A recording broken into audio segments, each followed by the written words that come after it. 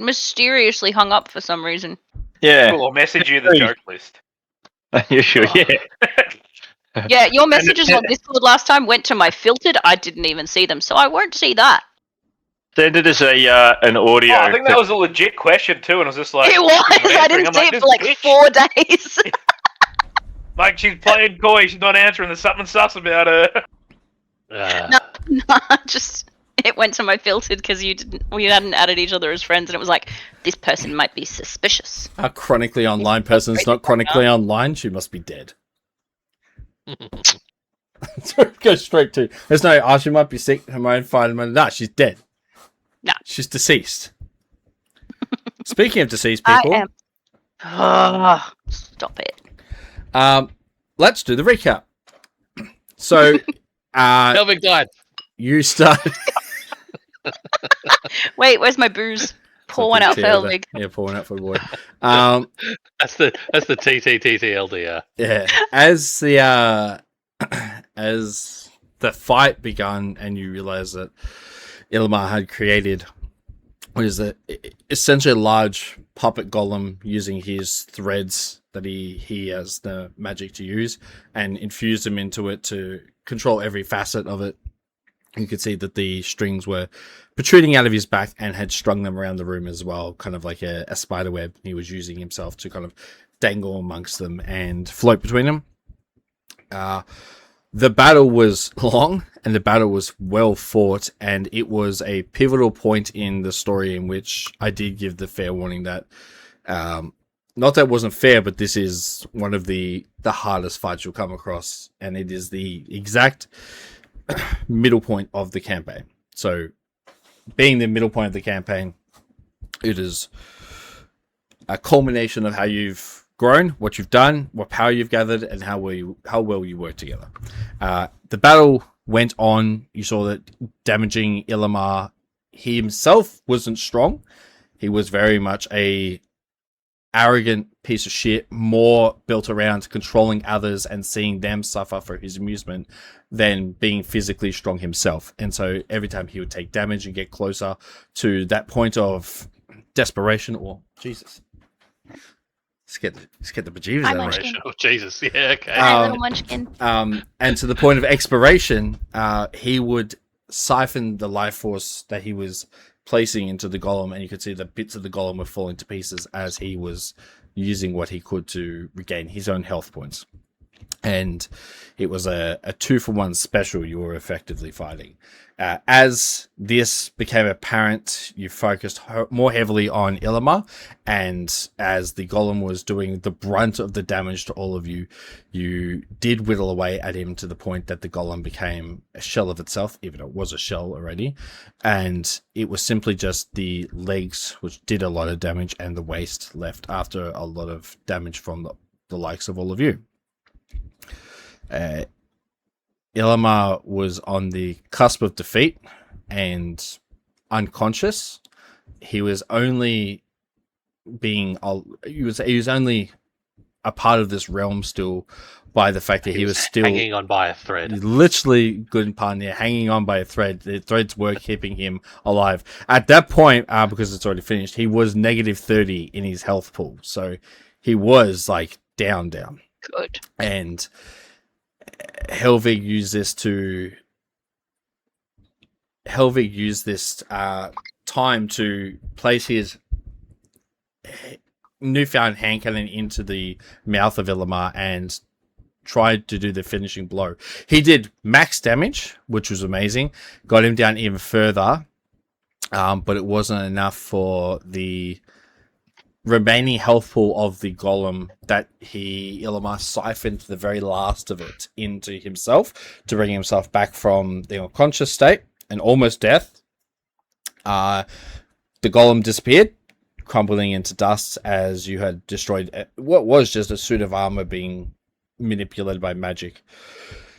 Simply having Ilmar there, left beaten, bruised, bloodied, and very close to death, and I mean very, very close to death.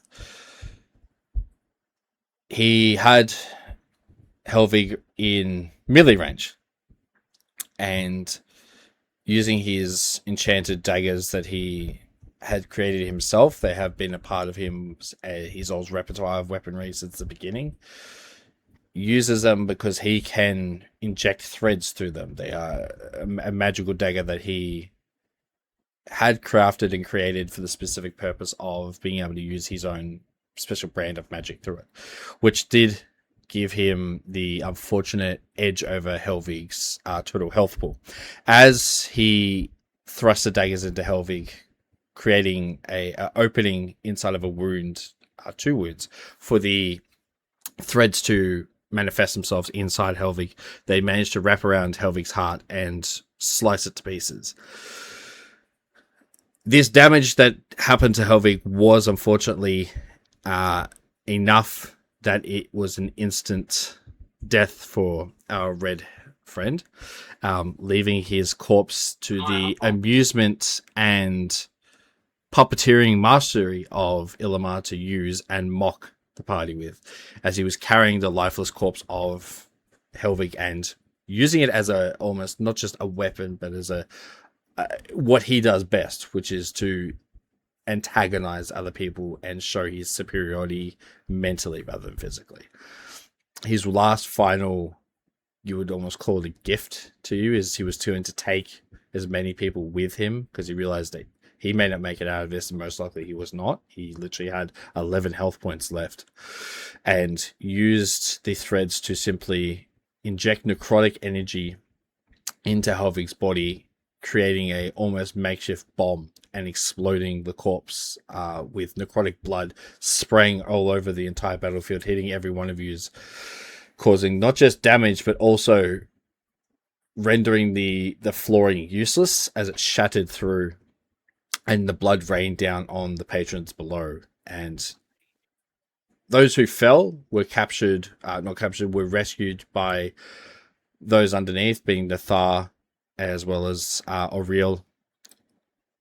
You all fell, and Nathar streams upwards, immediately ending the life of Illimar with one fell swoop, ripping out the heart of this demon, and in a blind rage, just flying straight back down with Fleur under his arms. Not even, you would say, giving 2 hoots about her safety. He's just like, you're coming with me. Down they go. The rest of you make your way down as well with various other people. When he gets to the bottom, you see Artog has been detained. He had been brought back in. So the others had left already. So Venestra, Limtorin, and the Grey Man had left, but Artog wasn't as, you would say, witted as them or fast, and he was captured, brought back in, and he was immediately questioned, and I use the word questioned very loosely, more screamed, shouted, and commanded at by Nathar to fix what he had done, fix what had happened to Helvig, and presented him with the heart. Artog simply stated that there's no reason for him to do this. There's no actual reason that he needs to do anything you say. He fears no death. He fears nothing. He is a shell of a person that is being used for his master. The Grey Man is all he looks up to, and he will do anything to make him happy. And so Nathar saw that he was going to get nowhere, like actually nowhere, with Artog, and ends his life immediately. He is in a blind fit at this point. Like, he is furious at what has happened, not being able to help any of the people up there. The fact that this ball has been turned into a realm of bloodshed as that blood rains down from the sky and does unfortunately kill a bunch of the patrons within the ball as well that were simply there just to have a good time.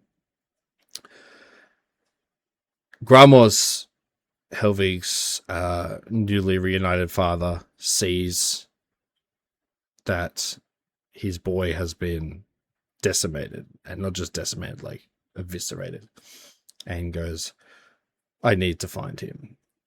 He believes he knows where his soul is, opens a portal to hell as he jumps through it with the heart, and Nathar streams past and immediately goes with him down into the pits as well. The portal closes, and both of them have gone. The repercussions of everything and the events that have transpired has left you would say the royal family is shaken. Tiandra is, for the first time you've seen in a millennium almost, since like her brother Oberon and stuff, like since he perished. She's fearful, and she actually shows genuine fear. She shows that she is not okay, and she is in a almost like a panic attack form of state where she just can't fully understand that the situation at the moment is not within her grasp. She is just a lost soul, and she is like panicking. She is just saying, we're all doomed, we're all going to die. She has lost her mind. And Uxorian, as he gets dropped down, physically slaps Archfey into her senses as her daughter Auril picks you up by the scruff of your shirt, and you're like flailing in the air. You said like that. And it is there that she kind of cools her jets a bit, realizes the situation is, one, not great, pretty bad, but panicking like this is going to get no one anywhere. And so she finishes that. Auril puts Uxorian down. We see that it ended with there is a pool of souls. There is a pit in hell that when a wayward soul perishes, it ends up in this pool. Helvig's soul is currently residing in that, in a you definitely know it as a eternal realm of torment. Like it is, he's used to understanding how the dead rise, how every time he'd do it, that he would feel something of theirs, that he would not only have some sort of connection with them that would allow him to use their corpse as he saw fit, but it is something greater than that. It is a deep understanding that this person has died, that their soul is no longer linked to this body, but he still feels that, and he understands that he feels their sorrow, their pain, their happiness, their joy, everything like that is as a quick fleeting flash like that every time he revives someone. But he never allowed that kind of moment to take over who he was. It never allowed that moment to truly define who he was or show it. Except now, when he is with these other wayward souls lost in this pool, he feels it all. It is a almost form of torture that he is currently in, and time is a concept that is unfortunately not one that the pool deals with that we do on a day-to-day basis. There's no days or months. There's simply just one time, which is eternity, and he is in that pit for eternity. So as we start in this pit with millions of souls rushing around in this swirling abyss, time passes. Time is a fleeting concept for those inside of this pit. And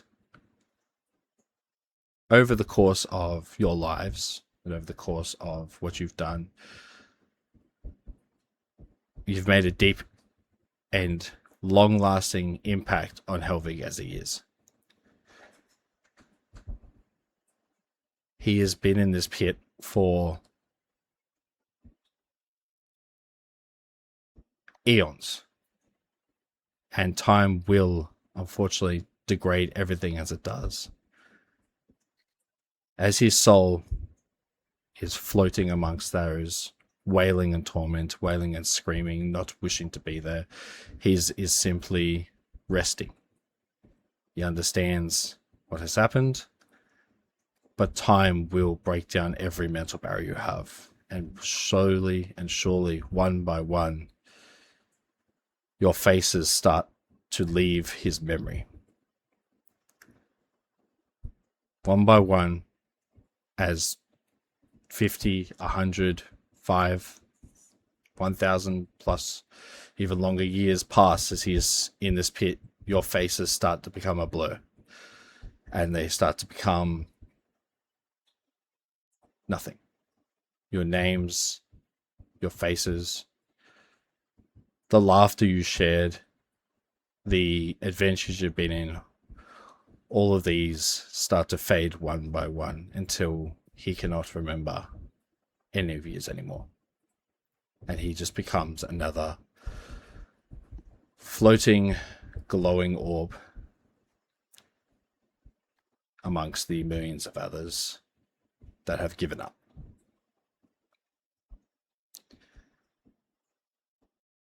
Back in the hall, Tiandra looks over. There's simply just emaciated look on people's faces, the blood everywhere, the death, the carnage. We have a vampire ex-princess still without her head.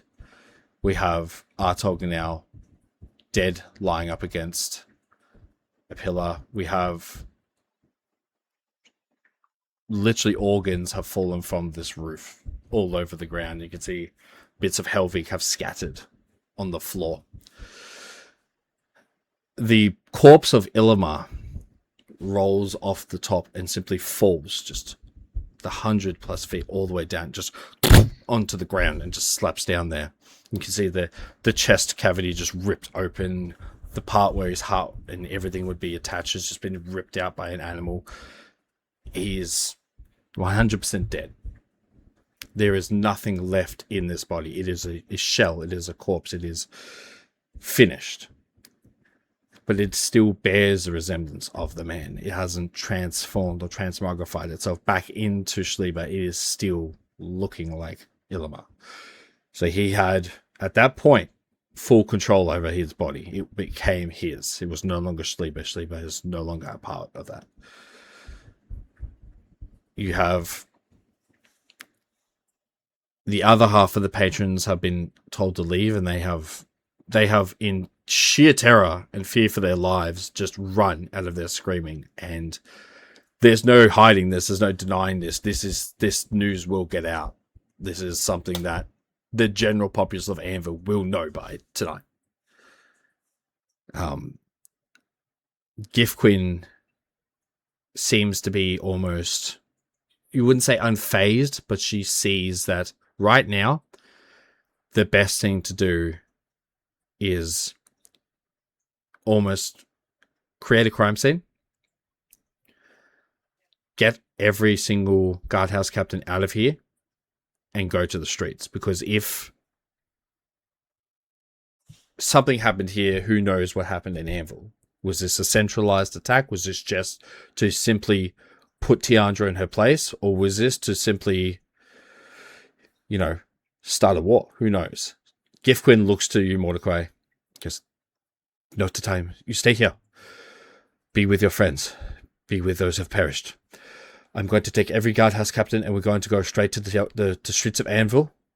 We're going to go immediately on patrol, and we're going to make sure that everyone is safe. We're going to go to all the mercantiles. We're going to do door-to-door knocking. Every single person is going to leave their captains, follow them, get every single guard out of their beds. There is no sleep tonight. There is only the safety of everyone else outside of this room. Tiandra looks at Gifquin and says, yes, of course. Please, could you all please listen to Gifquin? I think that would be the best course of action. We understand that this will get out, and the safety of Anvil will be put into question. There's no doubt about that. But I think the best thing we can do at the moment is simply reassure to the best of our ability that this is something that I myself will need to address personally to each and every citizen of this fair city. For now, please go out, look after the people. I am worried that this may be an opportunity for people to spread panic and fear where it shouldn't be. This should not be a time where we become isolated. This should be a time where we come together, be stronger, and realize that while death has occurred, we must prevent further. Auriel, if you'd be so kind as to also, and I know it's a bit uncommon for a royal family member to walk amongst the streets of Anvil, but this is a unfortunate rare circumstance. So please go out there and be the face of our family. I want you to truly put as many people's minds at ease. And, well, it'd be a lot of people's first time seeing you. So if they have questions, answer them. Be honest as possible. There's nothing to hide. Just simply don't tell them about everything that occurred here. We don't want people feeling that if I can't protect them, that why are they here? What's to stop the guardhouse captains from doing anything? Like, where does the riot start and where does the bloodshed end? We need to bring the simmer down as much as possible. Aurel simply nods. Does the same gesture with the 3 right hands that the guards do. And about faces, and all of the guardhouse captains leave at once. Bar one, who is deceased. This leaves simply the council members, Tiandra, and you 4. All the council members stand kind of, you would say, very phased and unsure, bar 2 of them. Sarah, being a very proud warrior and understands the gravity of death and just what has happened tonight is the repercussions that will come from this can wait till tomorrow. Looks very stone-faced and simply has her arms kind of crossed like this and lost in thought. Dreg, who's the mind flayer as well, you simply, like, you can't read his face. He pretty much doesn't show emotion whatsoever, except for happiness and neutrality.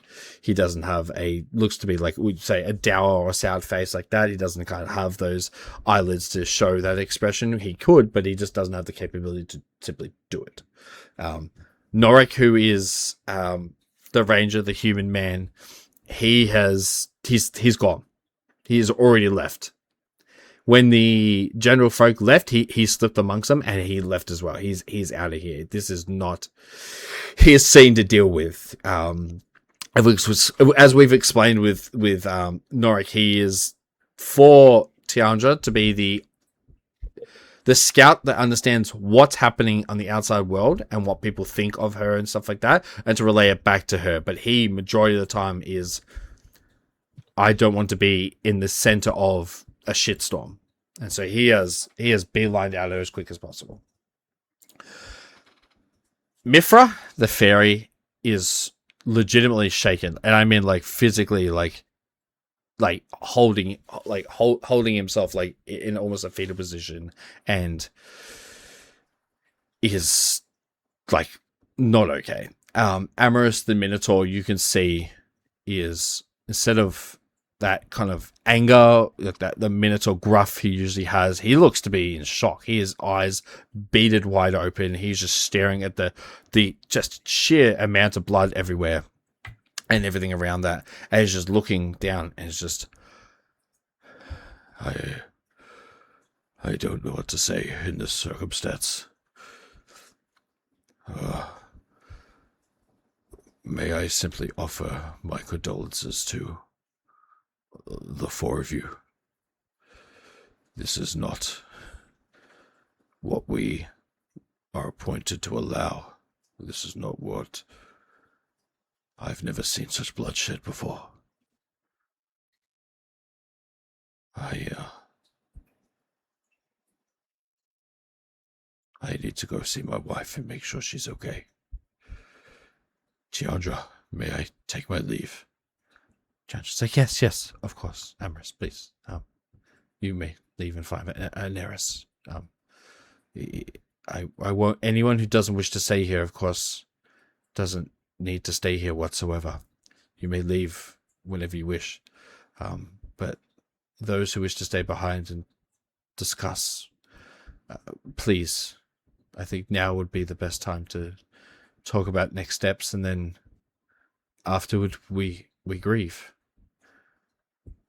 So I am well aware of Ilima. I am well aware of his powers. I was not aware of his grasp or living conditions within our poor friend Helvig's mind, but it seems that others did. So, from what I can tell, he's finally perished, and his soul would be tied to the heart that my son has taken. So there's no going anywhere for him. But more importantly, the grey man, or the man in grey, he is terrifying. And I know a little about him from my discussions with Lamb. We need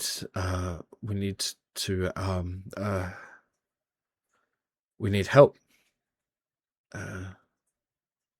Do any of you have a way to contact Lamb? Like now, if possible. That we do. Whilst all this was going on, Yep.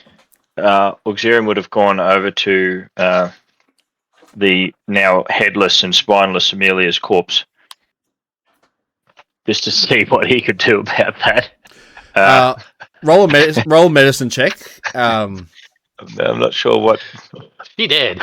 Mending. Her dad said her head could grow back. Yeah. 12. So, you're like, that's certainly decapitated, or sorry, ripped off. And you're like, you can see that the head's been removed. Sinew and muscle fragments and stuff are still stringing along the bottom of the head. The spine's still attached, but the body has not lost any color whatsoever. The head also the same tone and flesh color she had. She's still that deep pale white, like that almost porcelain white, because she's, as a vampire they do get that look. But she seems to have shown no signs of any type of degradation or like any type of rigor mortis whatsoever. Nothing has intrinsically looks different to her apart from head, body not attached. So with a 12, all I could say is Other than that, above her, Yeah. your It's like a minor thing. Give her CPR. your 12 would say that you're unsure whether or not she could come back. That's all you get. is Zidane, is he there or is he not there? Roll perception for me real quick.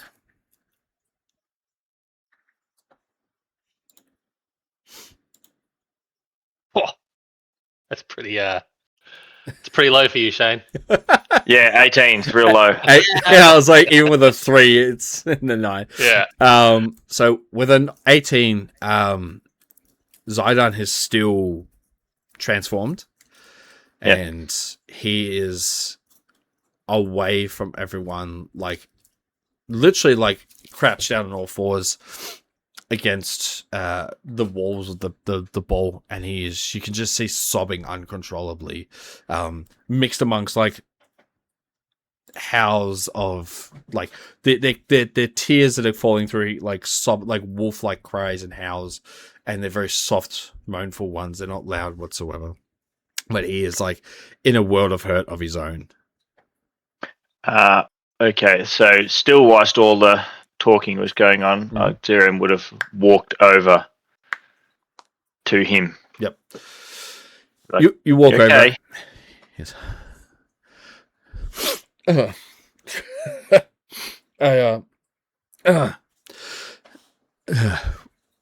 Rigadorfs don't cry. They soldier on. Do you think my magic will help her? Will she? Will it reattach, or I'm not sure how it works with vampires? Usually it would. Oh god. Usually it would. But her bloodline's special. Having a connection to her father meant not just immortality, but fast mending, a slew of other things. But her head coming off would have meant nothing. Her body wouldn't be able to pick it straight back up and reattach itself. But with her father disowning her, he knew full well that there's a chance that this may be this might be the end. So there's a chance, yeah, but I can't be sure. Well, sounds like right now there might not be much we can do except for deal with those that caused this. Yeah. Come on. Yeah. Let's get in on the discussion. You'll like pat him on the shoulder, and he'll he like literally gets like the fur and just like goes and like rubs his snout, and it's just like dribbling boogers all over his fur, and it like mats together. But he's like Yummy. steadies himself.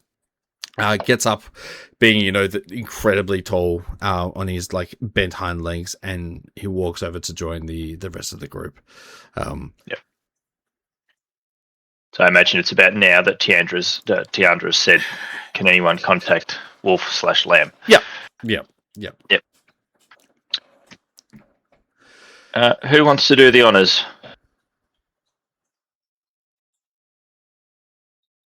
Fleur is honestly probably just staring off into dead space. She's zoned out. She's done. Yeah. Well, I'll grab out my wolf mask then. As you pull it out, it almost calls to you to kind of wear it, and you feel like your name being whispered into your mind to put the mask on. Not like the mask on the movie where it's like to draw, but you're like, this is your item, and no one else should be wearing this aside from you. Yep, and I'll place it on. As you put it on, the first time someone did that, they saw the feelings and the look of what Lamb sees everywhere. Wolf sees the world in hues of red and black. Like that is how he sees the world is basically echolocation to him, where it is just a black abyss, and the red pulses that go through is how he sees everything. And so that is how you see for a temporary amount of time as you put the mask on, and Wolf appears, the ginormous boy he is, with Lamb, hands like just gently touching the right hand front paw of Wolf, and he goes, "You may remove the mask now." Take it off. As you take it off, you see it simply crumple into kind of like dirt, and in the middle of it is a coin with the sigil of the wolf on it, the same kind of mask sigil, but it is made of wood. So it's a wooden coin with the mask, the wolf mask sigil on the coin itself. Lamb stands there. I felt the swords. I felt all of the death coming, and I felt Helvig pass on. It is with great sorrow that I inform you he has indeed passed on. It was not me. I did not get a chance to usher him onto the next world. He accepted everything that came for him immediately. And so, he is adrift in the sea of souls in hell. He's coming back, right? Uh, Louis and That red guy said they'd go get him back.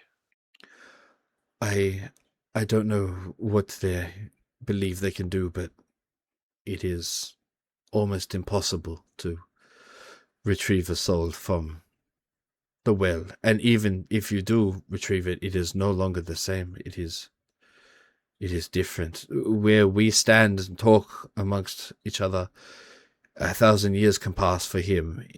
He may not even know who he is anymore. We can make him better. No, Bong. There's no making him better.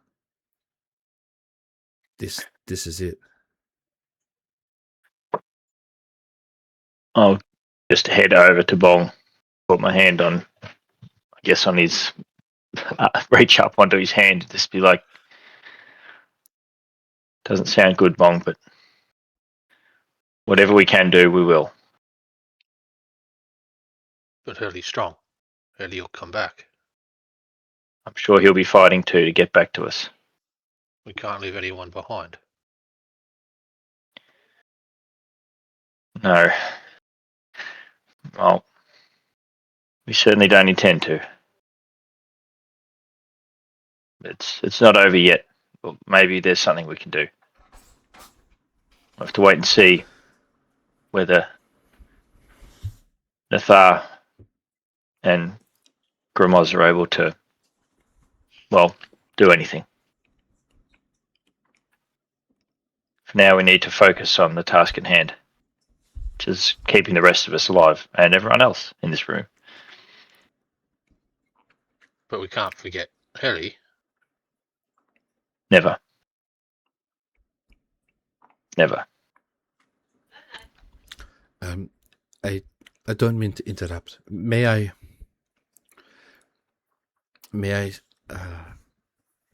simply give you what small comfort I can, that even though he would be mixed amongst the other wayward souls, and he freely accepted the outcome of what happened, over time, you start to forget who you are, and once you have, you almost become a peaceful shell that feels no more pain or sorrow, because you have no more, well, memories to feel anymore. And so those, while they may be positive memories, that they also can cause great strife and pain for those who don't want to remember anymore. And so as they pass, the pain shall cease, and he shall know peace. It may not be happiness peace, but it is still a form of peace. Well, and if Nathar and this Gramos are able to do something about it, then I believe, sure, they can. If they believe they can do something, I have all the hope in the world they can. But from doing this from as long as I have, and dealing with souls and the dead, it is more than incredibly rare that someone comes back unscathed, if they ever do. But Bong will do it. Bong talks to people all the time, and they remember. Bong will stay with Hurley until he remembers us. of course, but Keep him in your heart, Bong. Keep him in there. Think you can do that? Oh, bring it back. We'll try, buddy. We'll try.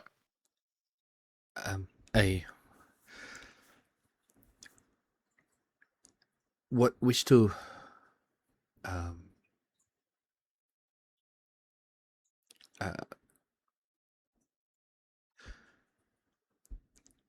be as least callous as possible, and I speak with all truth, that I must apologize for what has transpired because it is a direct outcome of my own selfish desires to simply not be lonely anymore. And by me creating who I am and my companion Wolf, we have inadvertently caused the downfall of Anvil and the death of Helvig. While I can offer you my condolences, I don't believe I have too much I can offer Tiandra in terms of information other than I feel that while he is gained much power and strength, and he seems to be at this point unstoppable, I don't believe that for a second. I still think that he is in a kind of a state of flux where he is not quite complete yet, and he simply found a way to bypass your defenses, you could almost say, and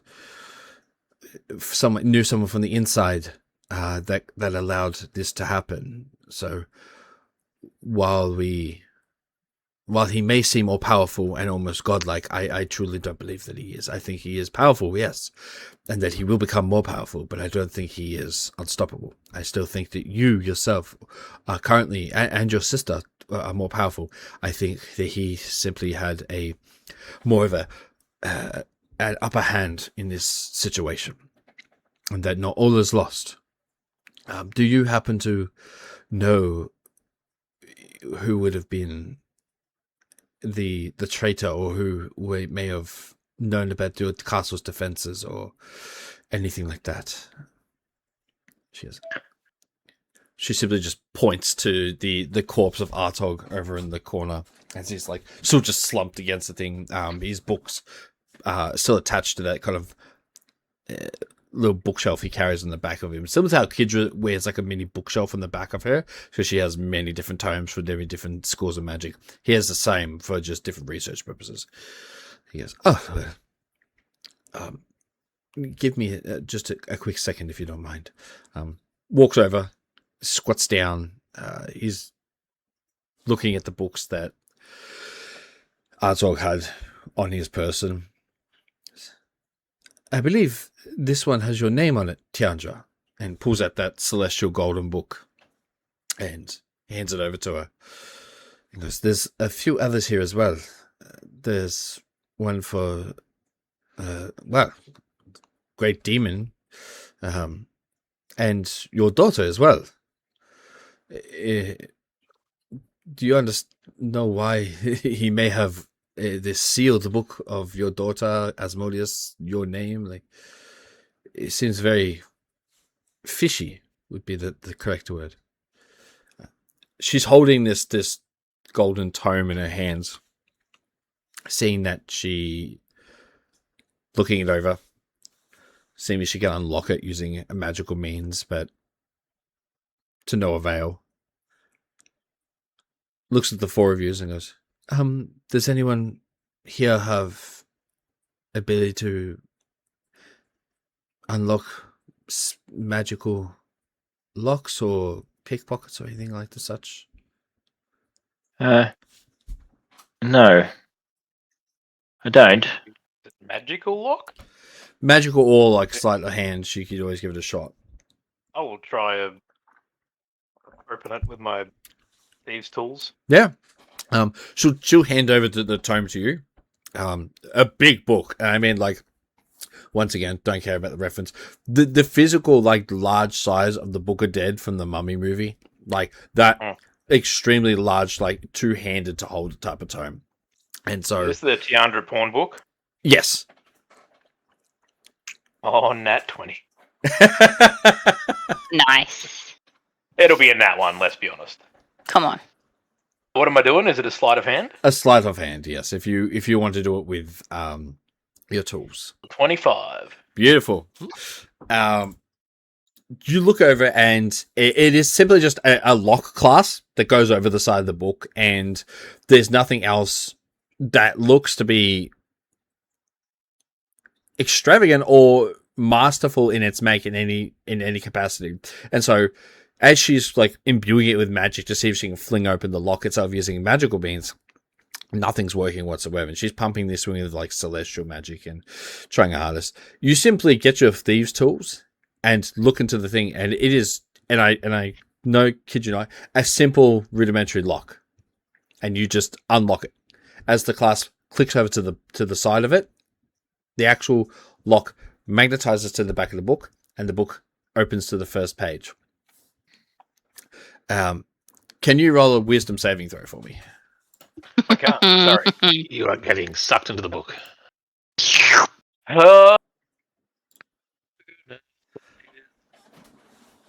Well, more than I thought it was going to be, because I thought that landed on 1. That's fine. You just need to roll above an 8. Boy. Lucky! You open the book, and it is like a flashbang just imbues your eyes with celestial light, and you'll just kind of like look away as quickly as possible. Even though you have your eyelids closed, it still seeps through like the gaps between the top and bottom of your eyelids, and you're blinded for about 30 to 40 seconds. Everyone in the room kind of like averts their gaze as much as possible.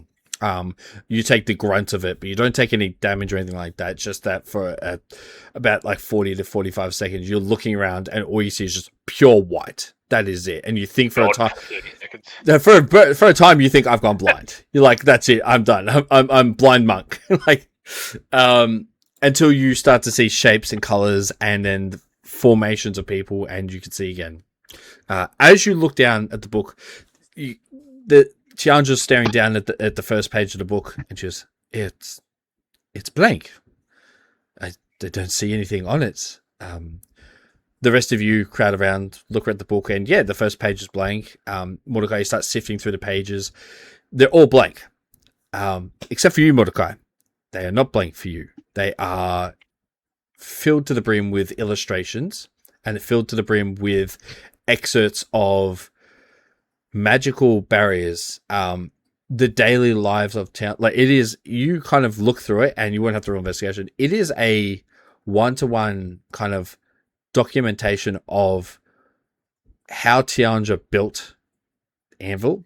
It is almost a general history of everything she has done to this capital, everything she has used magical wise from the beginning of the war till now. It is a full recollection of everything she has done. And somehow someone has managed to document every single step, including the jewel that keeps the barrier alive, the thing that makes the barrier happen, Tasha's Tasha's actual connection to her, Oberon's fight with the Lich and his fusion. Everything that people either shouldn't know is in this book, and you now know this as well.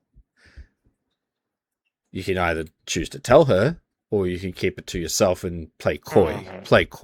But you now know, like, looking through this, and you're skimming through it as everyone's like, I don't get it. And you're taking in as much as possible. And you notice that, like, when you're skimming through the pages, right, it is not enough time for anyone of any persuasion to absorb the information. You absorb that full page of information like that. You gain all that intelligence immediately, and you're skimming through it as quick as possible to get it. And now you know, like, the barrier that built, like, I won't say it out loud because you may not tell the others, but, like, you know how the barrier around Anvil's built. You know what's keeping it up. You know everyone's names. You know the locations. You know things about Tianja that no mortal person should know. And you have now all this knowledge seeped into your brain, and it is burning you like a hot knife behind your eyes.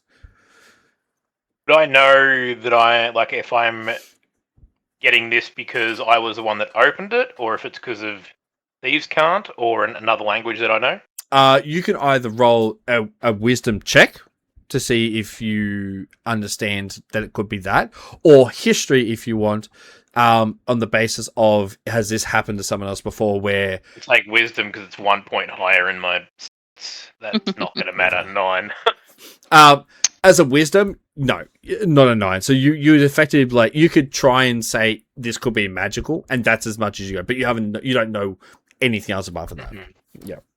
But as those crowding around you, kind of looking at the book and seeing there's nothing of value, they kind of step back, and Tianji goes, "Oh well, you may keep the book if you wish. I see no use for it. Is her dickbag daughter left with the vampire dude?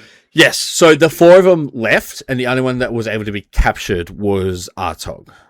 Yeah. Yep. But she will hand over the book to you, and she sees. Regardless of if I have that book or not, I now have all that knowledge. Yes, yeah, it is like burned into your brain, so you can recall it like whenever you need. You wouldn't need to roll like a history or remembrance or anything. It is like imprinted onto your noggin.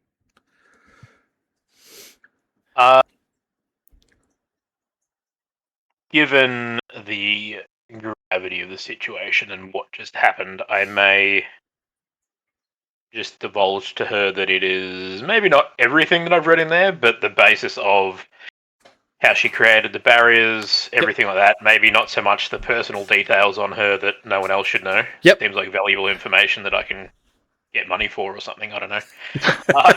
Yeah, what's a cup size? I'm sure you can sell that to everybody.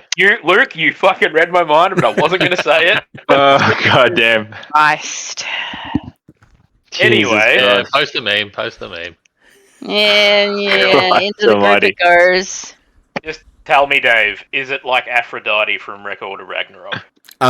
As a pure example, I was going to say, like, in actual canon lore, yes, it is that. And at this point, like, the dress is doing the heavy lifting.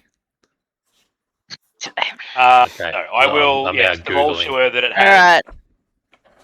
plans There you and go. how she came to create everything. Yep. 0 days of that degenerate nonsense. That is ridiculous. Yes, I will withhold, I guess, the personal information stuff Yep. until So I know if it's worth retaining or not. of course. So you divulge this to her that you can see. Well, you've gained the knowledge through reading of the tome. She goes, "Oh, this is not good in any capacity. There is only very, very few people, and I mean a direct handful of people that know any information to do with the safety of Anvil and how the barrier is created and all of it. And the fact that someone has that information and recorded it is horrifying. It is the closest word I can think of." Would one of the scumbags that happens to know about that be that daughter of yours?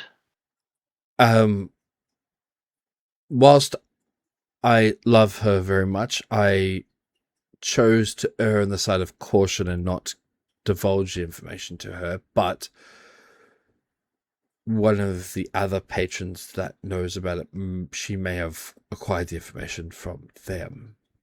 I can't speak on behalf of her methods or how she gathers information, but from seeing how she operates, there it seems that there would be no line she would not cross. But Is it going to be a problem if we kill her? I would prefer if you did not kill my daughter. As evil as she is slowly becoming and potentially brainwashed by this man, she was at one point different to who she is now, and I would hope one day to see her become my daughter once again. Do you have means of helping us, like, disable her if we were to capture her instead? There's not much you can do to subdue an archfey and keep them at bay, outside of, unfortunately, the demise of them. The only other way would be to, well, actually, there may be a way. There is a almost halo that the Legion use on those of supreme power to dwindle their powers as much as possible and put them into a weakened state. They're still strong, of course. They are, by all means, some of them deities or demigods, you may call them, archface and lesser archface. They're still quite powerful, but you could, with enough force, subdue them. The Legion use these halos on these types of people, so you could speak to Julius.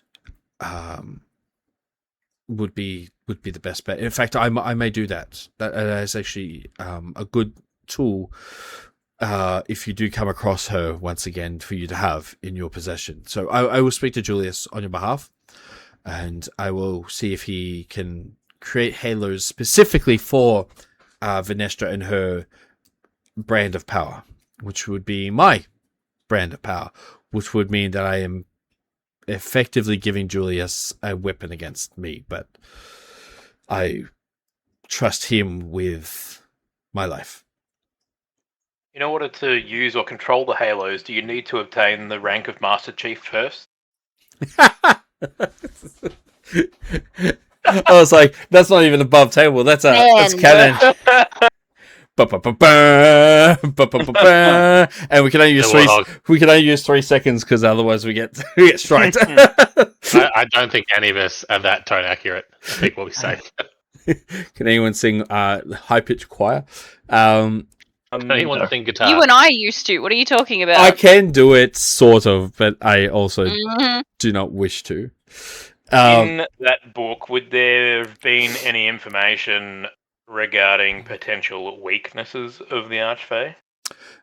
As you scroll through it, it is a direct recollection of only Tiandra. Any mention of her children, you notice that conveniently a singular child is missing from any of the information you acquired, which would be Venestra. So you have deep information on Nathav, even from his childhood, that you don't need but you now have, and Auril from the fight she's been on, her training, like the amount of weaponry she's part of, that she's proficient, all of it. But Venestra, there is nothing. In fact, there is not even a mention of her name. It should be in there, but it's not.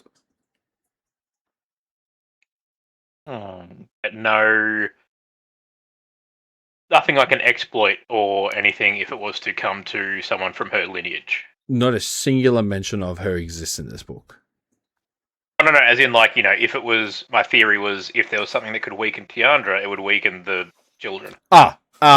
Yes. So you can see her hesitation with getting Julius to create a specific halo for Venestra, because by proxy, her power is her power. So it's the same. Nathar, they all have their own powers, individualistic to them, but they're all garnered and given to them by birth of Tiandra. So yeah, she if you had something that could stop Venestra, it would work on Tiandra. And if something was to work on Tiandra, it would work on her children 100%. Yes, definitely. Simply by reading her hesitation of getting Julius to make one of these. Not that she doesn't trust him, it's just that it means that there is now a weapon out there that can do harm to her that there wasn't before. Who was it that went over to Asmog's body and grabbed the books before? Lamb. Did he say what other books he had? So he had the 3. There's one that has Asmodeus' name on it.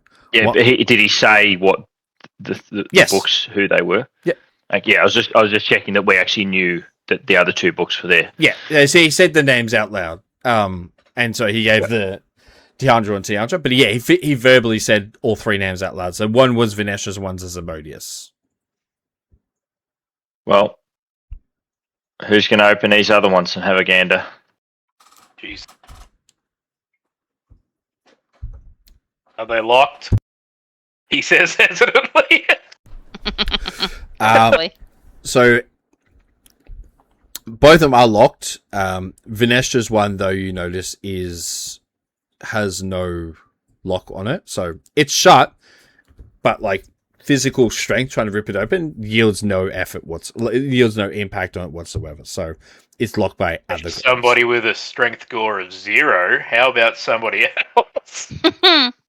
Or it's magic. Deandra, do you know any other way we might open this? She'll give it a shot. She'll use magical means. She's a very weak archfey. It rolled a 3, so Jesus. she pumps as much magic in her panic state as possible to no avail. You notice that the book as well, made entirely out of bark, leaves kind of impressed into it, like when you press flowers, like pressed into the actual fibers of the book itself. Asmodeus' one has the same almost rudimentary lock that Tiandra's one has, but Vinestra's one, you look at it and you should just be able to open it. She pumps celestial magic into this as much as possible. It siphons around it. You see it glows. Kind of gets almost... Actually, you can roll a wisdom check for me as you're watching it happen. Okie dokie. Crap. It's all right. Off to a good start. Great start. You're not sure about how it does it, but you see that, like, instead of the kind of magic fizzling out, something overpowers the celestial magic instead. So you see, like almost like the vines on it start to like move a little bit, not too much, but they kind of like actually are alive a little bit. Like the bark and stuff shifts a bit, almost as if the book is alive, and that is only because of your naturalistic like personality and you being that. So you're like, I know what like living trees look like and stuff like that. So you notice that the book almost feels alive, and that you think I might be doing something to stop the magic, but that's it. All right, I'll just place my my dragonkin hand on the book, and try and put some of my magic into it, and just see if I feel any sort of like putting some of the sort of nature-based magic that Auxerian has. Just trying to pour some of that in to see if there's any perceptive response from the book, if I feel any connection to it in any way, any shape, any form of the whatever living material this book has. Mm-hmm. You can roll wisdom, nature, whatever you'd like. We'll go with this one. 15. Sweet. That was pretty fucking good considering what you rolled. Yeah, well, I've got a really big bonus on it. I'm actually pretty tempted to use my heroic inspiration to make sure of it. Yep, Yeah, might want to save it for the wisdom save that's going to inevitably follow. For shit's sake. That's slightly better. I'm glad you did that. You needed a 16. So I was like, oh, yeah. I was about to tell you, I was like, the 15 yields nothing.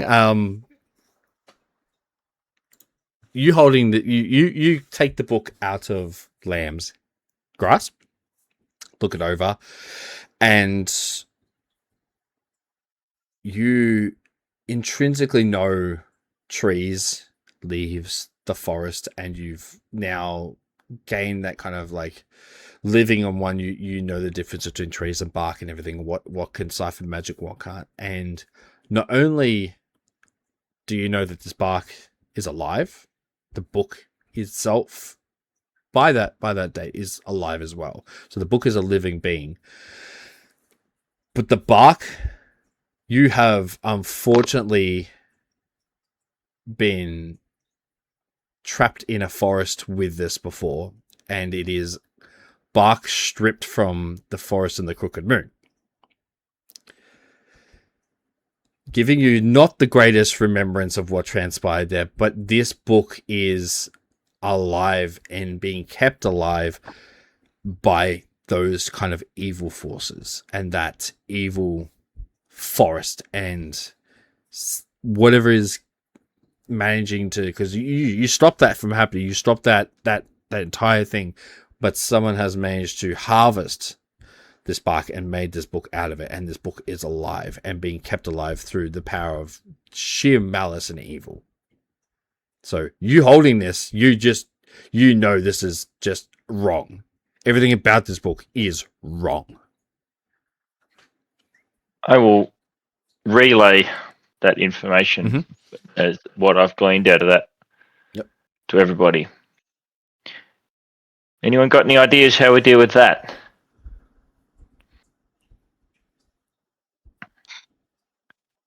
Not quite sure what.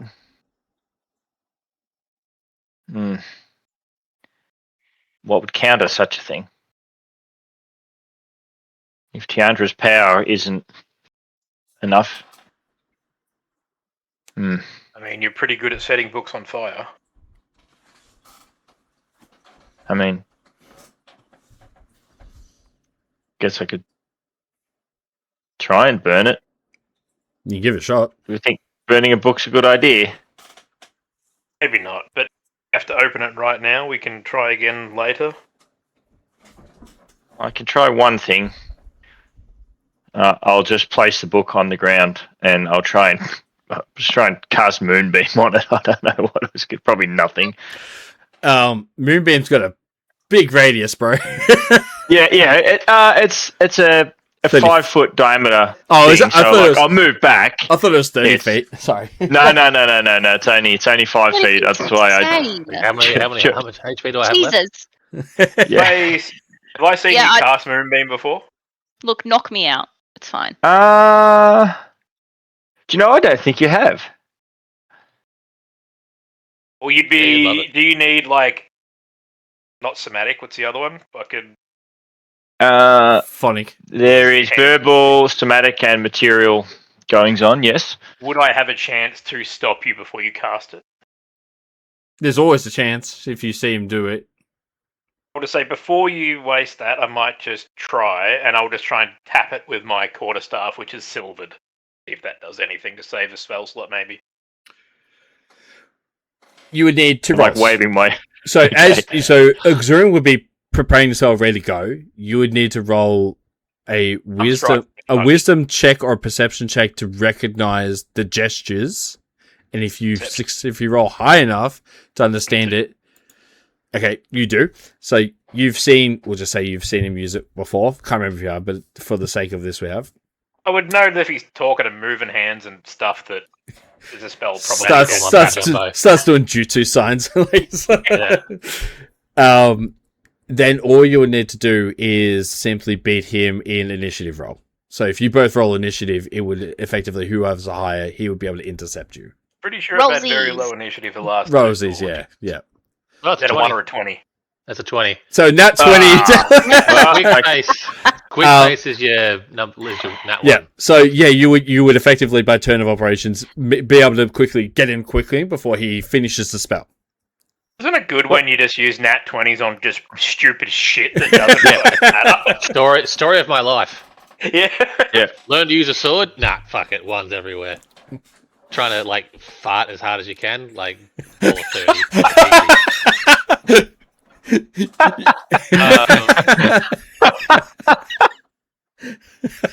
Okay, I'll just say before you waste a spell slot, I'll attempt this and I'll just try and like knock it with my silvered quarterstaff and see if that does anything. Does it do anything? We've lost him. He's done. Well, I think well, because you said roll natural 20 on farting as hard as possible. Natural 20 on just a donk. It's the picture that went into my mind. I was like, "Fuck, that's so stupid." God. You put the staff, and I mean, do you simply place the staff on it, or do you hit it? I just want to like push it onto the book to see if it recoils or does anything. Yeah, so like you see a dead cat in the road, you kind of poke it to see if it's Make alive. an attack roll, and Yeah. you roll in that 20. You're like, whack! You poke it because Auxiliary has tells you it is alive. The silvered stuff,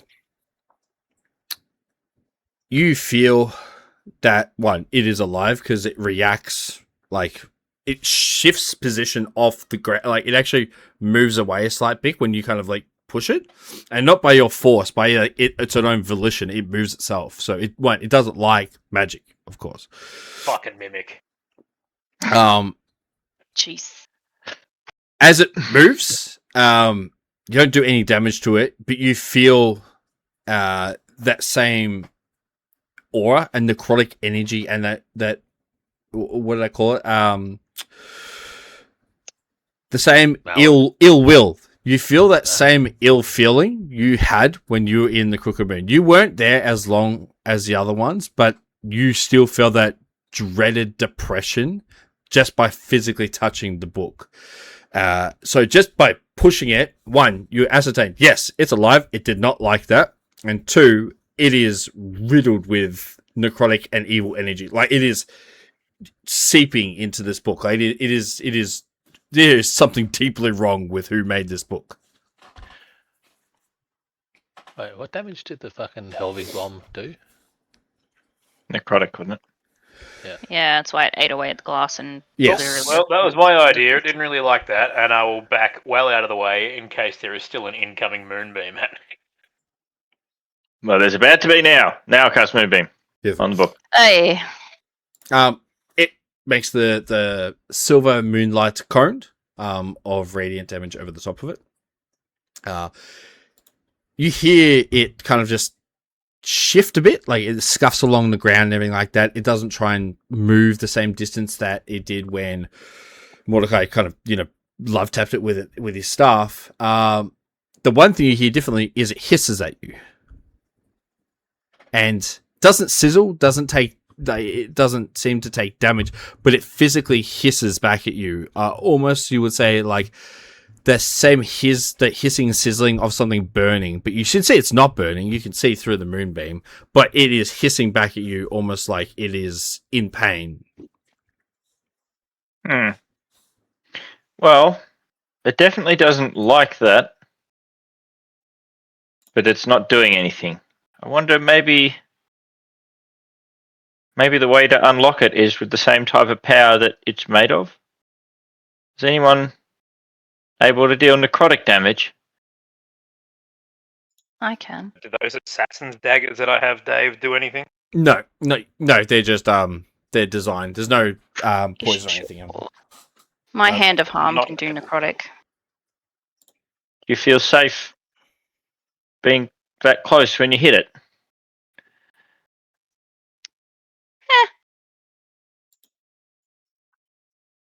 Well, how much? How does Fleur look right now? When I look at Fleur, does she look like imminently dead? Am I sending someone that's like on the verge of death to punch a book that's going to kill her? 30 out of 87, it's 100 fine. and something damage should be fine. Just the 30. Just in case. We'll just give it just a I don't little. have to, I was going to say I don't have to punch it, but she's kind of mad, so she probably will. We'll just give you just a little top up. I'll just cast Healing Hands. You're just bullying this poor book. Well, Absolutely. which is Above table, I'm really Yeah, expecting yeah, this to be like fucking A diary. Tom Riddle's book in 12 hit points of extra healing, and be like, best of luck. Don't die. Dear diary. Today I met a vampire lord. He was so standing good. there. I want to join him. All right. Fleur will just kind of walk up to it. She's going to fucking probably glare the shit out of it. Mhm. And do an unarmed strike with Hand of Harm. Go for it. Deals fucking damage to it. Yep, go for it. It has an AC. It's definitely lower than that. It's a book. Fleur's mad. Now, you got to hit it. I need you to describe to me how you hit it.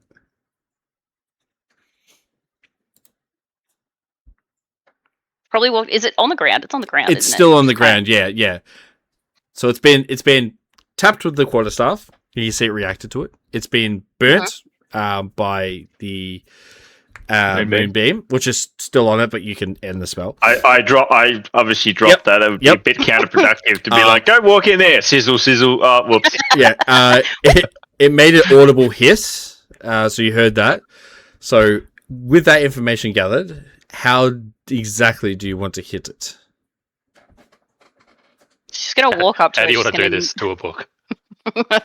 She's gonna go over there. She's going to kneel down next to it, and probably with a little bit more force than she should. She's just gonna go knock on it twice. Okay. So a forceful knock, as if you're angry at this person behind the door. Cool. Yes.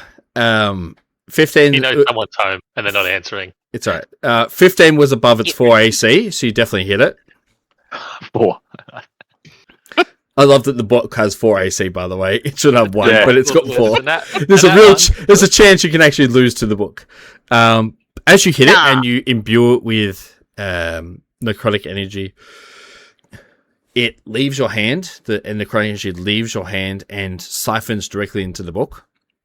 You see the book hiss back at you, and on the front of it, a bare jaw appears and actually spits out necrotic energy back at you.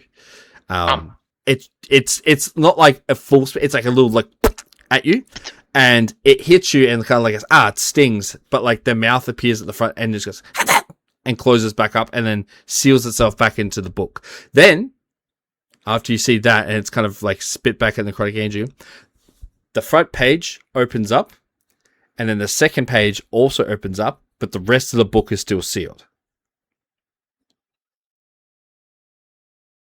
Cool. There you go. It's open. I'm just gonna walk away again. Done. You're not going to read it.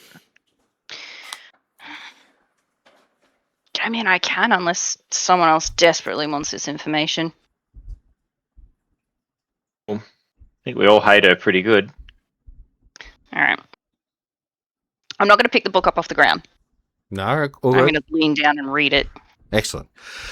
The first page, and it is a little bit different how Tiandra's book reacted to you. You don't get that immediate kind of wallop of information. You can all read it, and so you peel open the first page, and simply has what looks to be a large pentagram illustration on it, with just the crooked moon written underneath it. And then the second page is a detailed, almost step-by-step guide of how to recreate those effects again. If someone wished to do it.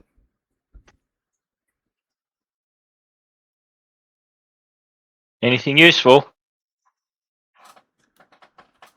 Instructions on how to recreate that damned forest we were in. So probably not so useful. But it did open a couple of the pages. Just 2.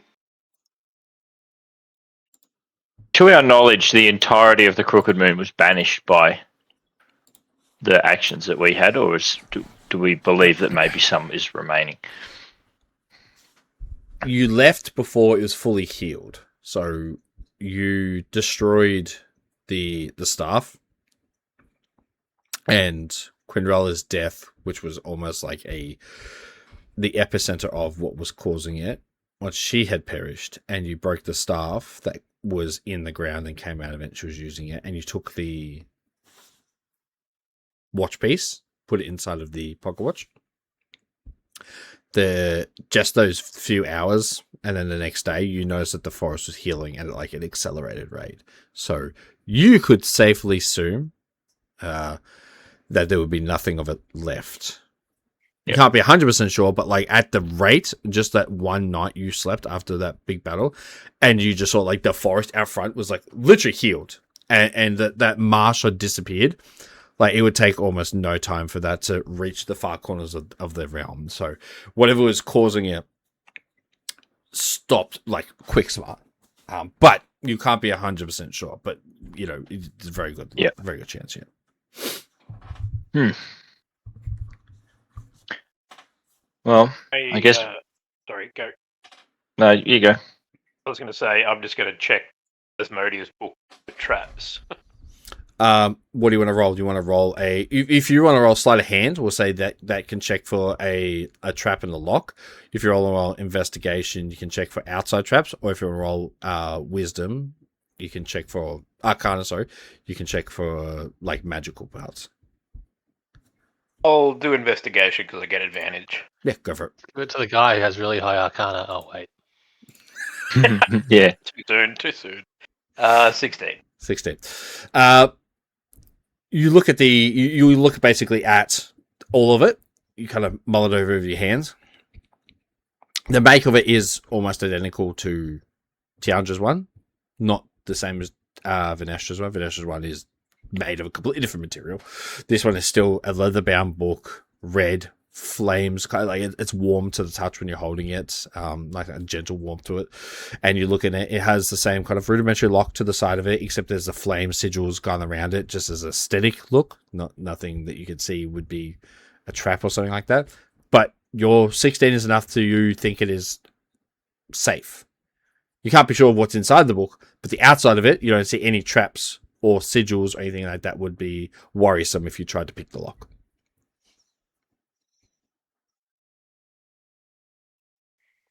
Fine, just got the literal name of the devil on it. It's fine.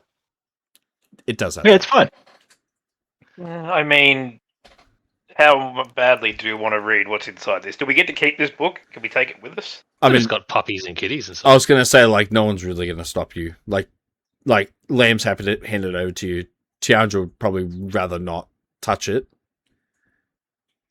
I'll take the book. Done. All yours. Light reading one night. Tossing and turning, can't fall asleep. You're like, oh, let's just. Oh, yeah, sweet. Yep, all yours. You can just put Asmodeus book into your inventory as a custom item. I'm sure that's not going to come back to bite us at all. No, the only book to buy. The other book always beat us. Yeah, I was going to say. This one could literally. He's like, get it off me. The three books, you now acquire. You have them in your possession. If you wish to take Tiandra's one, you can. Otherwise, I've already Tasha, put that in my inventory. you took both? Sweet. You just kind of like, a book that bites mine. Sweet. Did. Kind of No, wrap I it. don't want the body one. I took the Tiandra book. Oh, no, I meant Vanessa's one. So, does anyone want to take that, or are you leaving that one behind? You want to hold on to it, Fleur, or would you like me to? No, I'll hold on to it. It's fine. Maybe just don't, like, sleep with it next to you. I Just in case. can tie it up. That's fine. How does one tie up a book? The book Same binder. way I tied up an egg and carried it on my back for like a month. Alright. Alright. Tiandra. Tiandra, sorry. I don't suppose you happen to know any way to deal with this gift your daughter gave me, do you? I'll point to the necklace. Oh, do you... when you say gift, I assume that my daughter is using nefarious means to place a cursed object around your neck? Yes. Yeah, I figured as much. Let's have a looky-do, shall we? And she'll kneel down as low as she can get, but it's still not lower as you can get. So she's like Just getting as low as be possible. very careful. Your son tried lifting it up and it, well, decayed his arm away. So, not so good. I'll be very wary. She kind of goes to touch it, recoils immediately. I know exactly what this is. In fact, I know the person who taught her this. That necklace, those beads within it hold a large amount of celestial power, and the vial that they're inside of is a siphon. If you are to try and remove or take off the necklace or any other kind of harm comes to the necklace, it will siphon what life force you have and transfer into the objects inside. There's two things that come of these items. People either use them as power transference, and so once they have enough power, they remove the curse, take the objects out, and then give them to someone to enhance their powers. A very large boon, large buff can be given to those who do it. The other option is if you pump them with too much power, they become a bomb. Excellent. I have a bomb around my neck. Yes. A lot of people will try to remove it immediately, or their life force will get siphoned into it, and you can think of the rest. And given the amount of marbles or balls in there that you have, it would cause a decent amount of catastrophic damage. A lot of the times they place one, and that's enough to level a small village. Having 4 would take out Anvil. Right. Good to know. It's good you haven't taken Just it off. Should I... I'm not going to, but were I to take this off right now in front of you, would that kill you? With enough power in it? No. No, it would not. It would not. Intimidation roll. Just to clarify, this is not a threat. Yeah. This is a tiny little halfling man who is confused. I said I'm not going to do it. Yeah. No, it would. It would. I wanted to.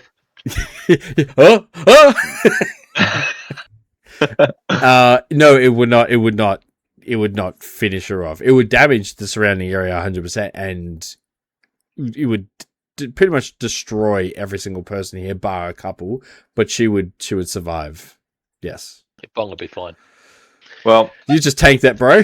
You've got orcish endurance. You get down to 1 HP. No, I've already used it. Maybe let me sleep on it first and then take it off. Yeah, blow the city up tomorrow. Also good to know. I was just thinking as a last resort. Should it come to it? It is a wise item to use in circumstances where all hope is lost and there's no way out. You could use it to take those that cause you harm with you, as well as the surrounding area. The more optimal one would be to try and get them out and utilize the power that are inside of them. That is the more difficult route, though. Any tips? Well, you could head to the alchemist who created it and taught her how to actually make these, and taught me as well. She's a bit odd, and oh my god, that phone's on fire. She's a bit odd and doesn't really do well with people. And when I say do well, she doesn't exactly speak to people. But she is, one, incredible at her craft, incredibly knowledgeable, and she is part of the reason Anvil is so safe. She is a great assistance with creating, with the barriers that you see before you, which makes me a little bit worried that she also could be part of the reason they were able to be gotten through as well. I trust her. I don't believe she would err on the side of evil, but at the same time, I can't be sure of anything anymore. Where might I find this person? Well, this is where it becomes complicated. You cannot. She finds you.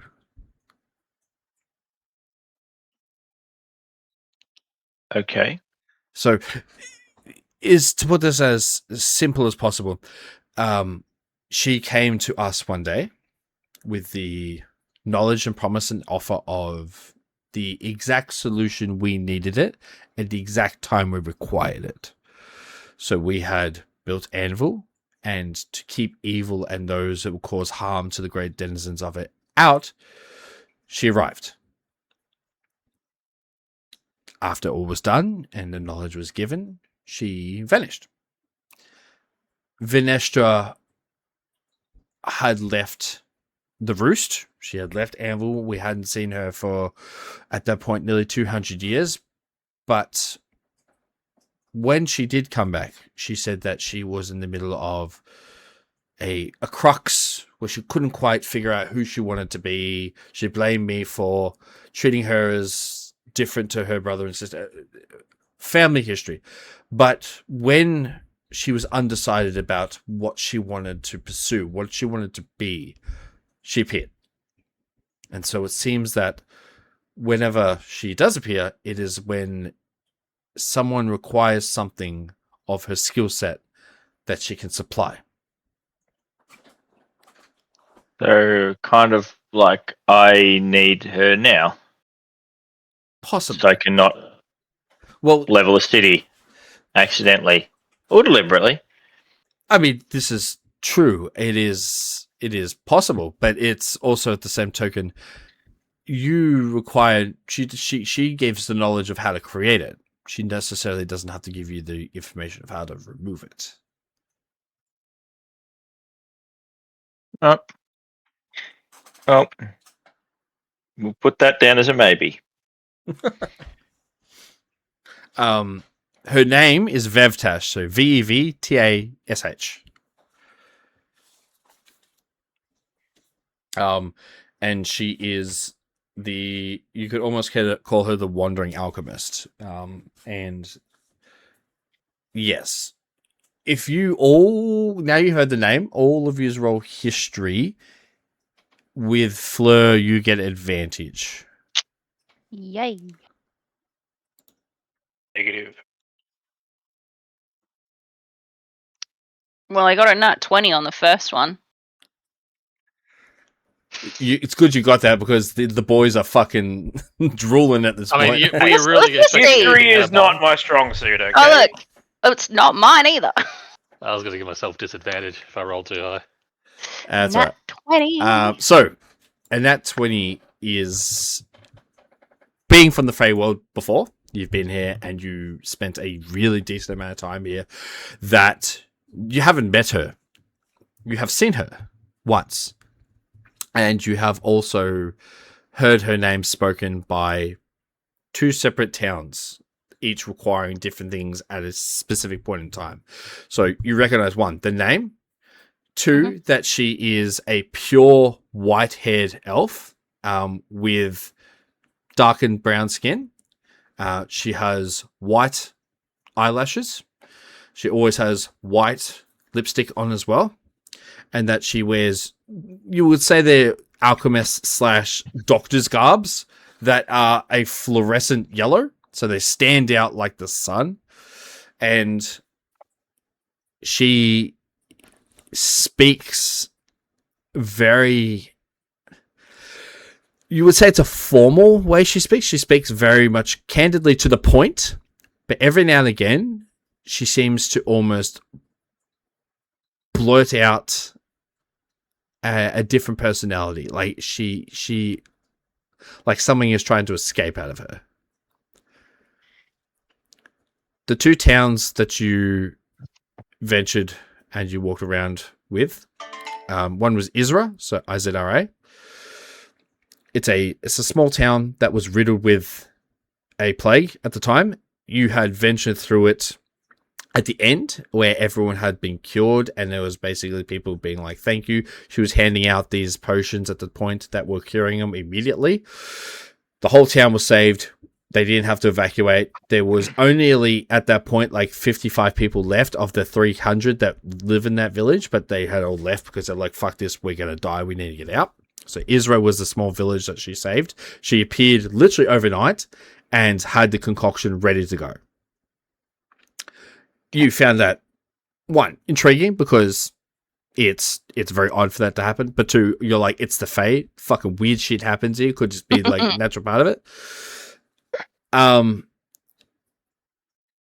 The second time, though, you were closer to the Unseelie side, towards Tasha's area, and there had been an immensely large, so Misimbra is like Anvil on the opposite side, but there is smaller villages that still have their own mayors and government systems and anything like that, and so there's a town that is close to Misimbra. You would say like about 2 weeks worth of travel by foot.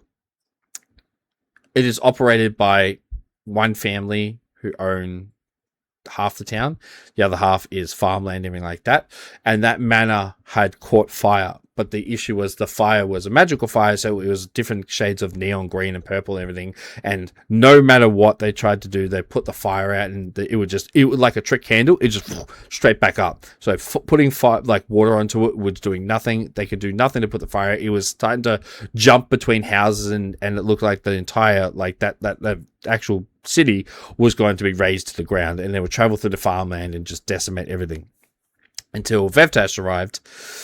Gave them a artifact that went around their neck. All the magic users were able to spray like an excrement out of their fingers, like a water hose, but all of their fingers were able to shoot an excrement out that actually doused the fire in like a type of like blanket oil. And once it was top of it, it put the fire out.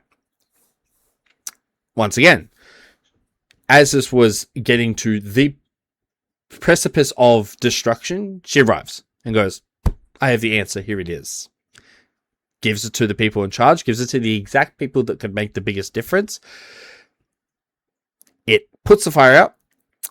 You arrive about 2 days later after everything is kind of, there's a lot of fire and burnt and buildings and everything, but you arrive and the towns seem to be on the recovery stage. They're building everything as they should. She has already left, but they are praising her name, and she left literally like an hour later. She gave them the means to do what they needed to do, and she just vanished into the night once again. She said her name, she spoke to them like perfectly normal, like a normal conversation, said, here's how to fix this, here's how to do it. They paid her a fee.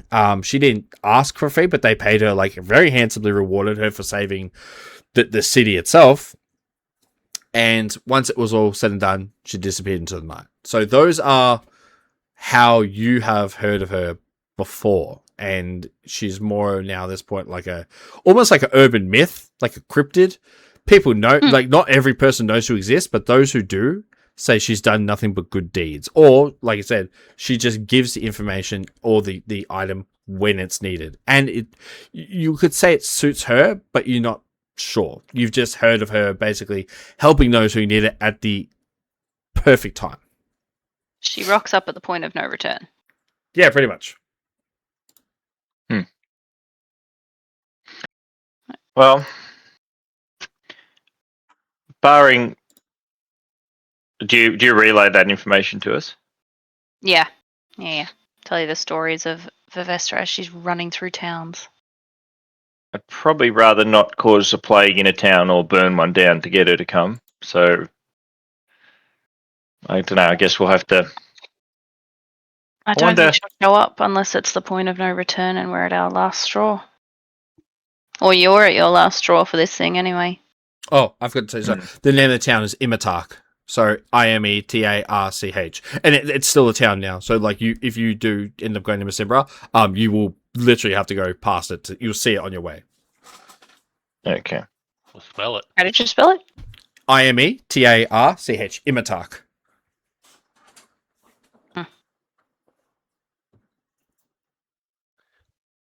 Whilst this is all going on, do I happen to notice if the eyes on Silhouette have glowed at any point in time? They have not.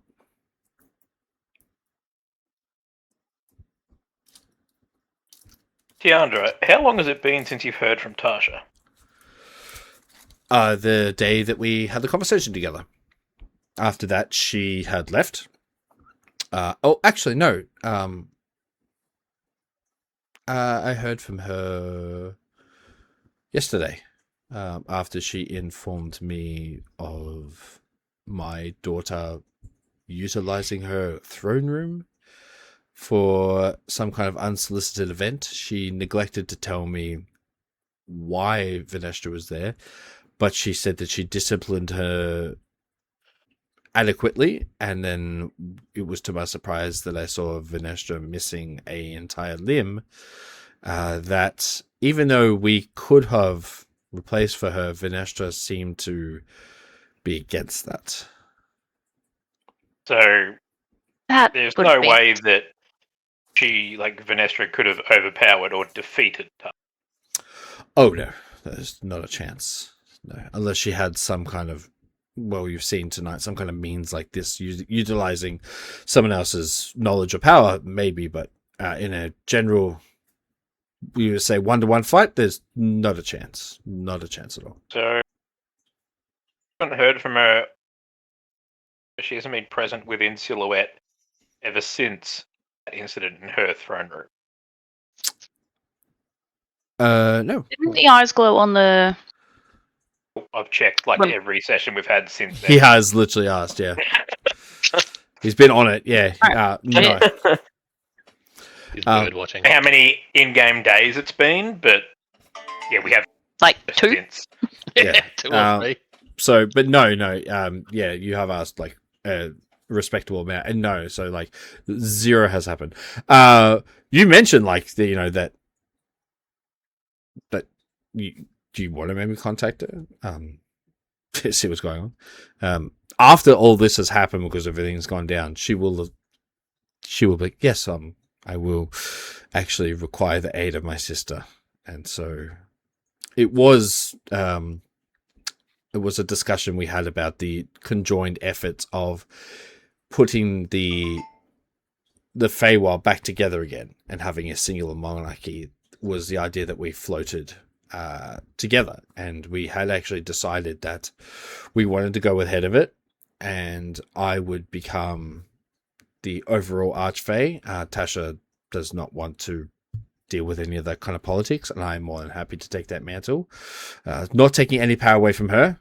She is still incredibly powerful, actually more powerful than myself, as she delved into the portion of magical gathering and strength, whereas I took a more standpoint of safeguarding and what you see here. That was our plan. Our plan was to bring a unified Feywild together, bolstering it with strength and unity and love. We understood that a lot of people would be against that, and that it was up to her to kind of sway them into this side and see it as a good thing to come for the future of the Fae. But we knew that no matter what, there would be people against it. We just did not realize, well, I did not realize that it would become such a heated issue that what you saw tonight transpired. I think maybe that wasn't just the whole reason for that, but certainly was part of it. I will contact Tasha. I think she needs to hear everything that happened tonight and formulate the next steps of what we do. Is Tiandra like with us by herself, or is like everyone still? It's Yeah. literally just you four, Zaidan, her, and Sarah, the Lionfolk council Okay. member, and the fairy Mifra. Right. I will just ask Tiandra. Lamb still there? Lamb and Wolf. Sorry. I'm seeking more information or help, if possible, Hmm. based off conversations from Nafar and visions we've had in becoming the next Star Rider, based off my descendancy. Something you could shed some light on, considering I believe you were the one that healed Soren's legs. Do you know about the Soren lineage? I'm happy to divulge whatever information you require. What did you wish to know? Can I take that on without the servitude. I'm not sure how you could do that. You're not, as far as I'm aware, a Sorin. Then why in my descendancy or my vision of my descendant is that what I saw? I was Sorin in my vision. This is the first I've heard of it. I am, to be honest, and frank, unsure. But you were Tiandra. But Jesus. I'll take it. Didn't. anyway, That's right. Sure. I will. Well, if you had a vision of the first Sorin and you saw what transpired, I assume the healing of his legs, the celestial, the powers. That lineage continues today. In fact, I have my current Sorin still working for me, so I'm not sure where you would fit into that kind of His head's going to whip around at that. bloodline. I could always introduce you to him if you wish.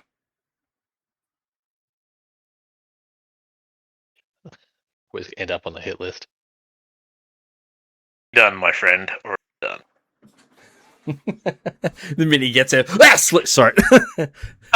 They're my legs. That's my plus My one. legs, yeah. Like, what do you have to roll to steal his legs? Then you sleight of hand someone's The legs. highest sleight of handshake possible, like Skyrim level. Like, Here comes a. That's not a nat. Never mind. Cool. No, that's the information that will suffice for now. Just rubbing his legs. It's Um, real nice. as you whip your head around, Fleur, did you wish to discuss it with her? Oh, yeah, she's just going to take the information in for now. Oh, good.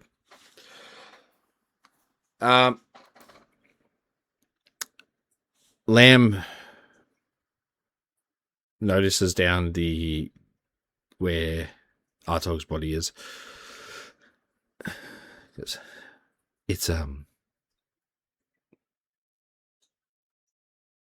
with great regret that I noticed that he is in possession of some of Helvig's belongings somehow. This gun belonged to him, yes?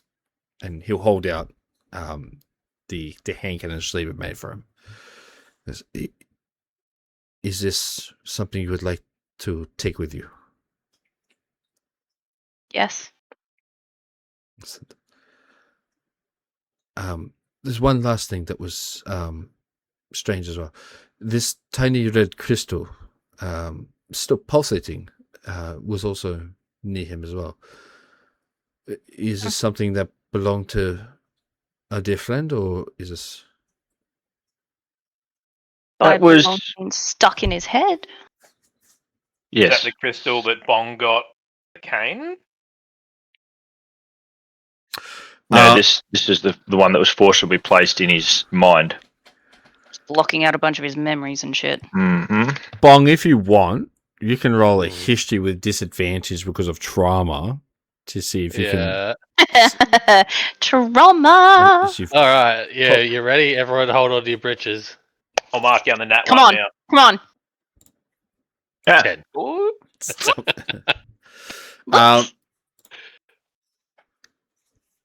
The look of the crystal, different shape.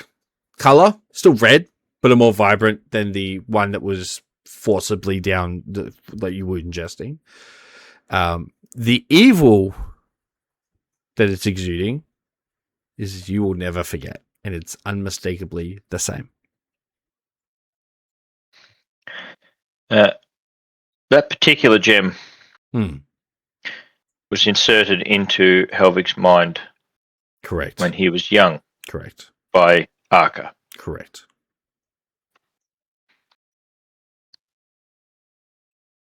I assume you know who that is quite well, Are you? Tiandra.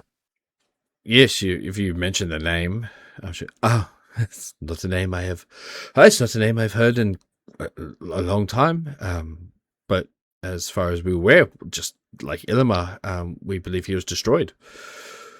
During the war, it was up for me, Oberon, and Tasha to take down the Lich. And then we left the 3 lieutenants to our soldiers. We had the Sentinels take care of Illimar. We had the newly appointed Sorin and his troops take care of Arca. And then we also had our... Well... Now you mention it. I can't... Can you all roll perception for me?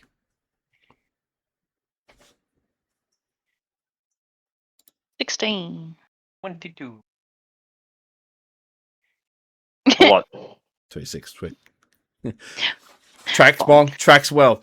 Yeah, I'm saving them all for later when I have to trauma roll. Fleur, Mordecai, and Uxurian, as Tiandra is trying to remember, you hear a almost whistle. Someone's trying to whistle a tune, and you look around, can't see anyone doing the whistle, but you all hear it as if someone is standing right next to you and it is whistling past your ear. And I mean, like, it's like the like right against your ear, as if someone's breathing on the nape of your neck. Bong, you don't hear anything. He's definitely 6 foot or lower. As Tiandra goes, I'm sorry. Yeah, so there was the third group and the third lieutenant as well that was being fought, and all of them were reported destroyed. And once that had happened, we unfortunately, my brother sacrificed himself to give a physical host to the Lich, and thus killing himself, sacrificed himself to end the war. So You're unable to remember what happened with the third lieutenant. I'm sorry, who? Did anybody else hear that Can I whistly just sound? swing to my right? Yep, you swing to your right. Go Don't for it. hit me. Well, Do you mean like you swing your thing? Your yeah, I'm weapon? swinging with my quarterstaff when I heard the next to my ear. Just straight against wind. No physical contact hits, anything like that. When you question Tiandra about the lieutenant, can you roll another perception roll for me? Do you have like true sight or something, or blind sight? This man sees through time. Yeah, he really I does. have things like that. Yes, 26. another 26. I'll do it. The whistle comes back in your left ear, as if someone is standing directly at your height too, not lower or higher, and you hear that whistle like with the like pursed lips, like the through your ears, and that same tune is whistled into your ear. You dart to the left. There's no one there. Tiandra's like, I'm sorry. Yeah, I'm not sure about who you're referring to. Okay. Do you happen to know anyone who might use some type of magic to strip memories away with music or something? Oh no, not that I'm aware of. Sounds devious, and there could be a type of magic out there, does it? But I'm not privy to that information. No. Why? Well, every time we asked you about something just now, you didn't have the answer. What did And you? I heard a very Sorry. distinct whistling in my ear. Oh, what did you wish to know? About the third lieutenant. Can you roll perception for me? God damn it. This is working against you now. You've known the names of the 3 lieutenants before, haven't you? Oh, well, that's a crap. 12. The whistling begins in your right ear and is softer this time, but once again, you swear to God you can almost feel someone next to you. I can't remember. What was the name of the third lieutenant? Yeah. Or have we not heard it? We haven't heard it. Yeah, I didn't think that we had. I was like looking at my notes and Same. didn't find it. Okay. Well, that's a mystery to be solved. It seems that neither lieutenant was actually destroyed. Well, we have Illimar. He's definitely perished now through tragic losses. We have Arca.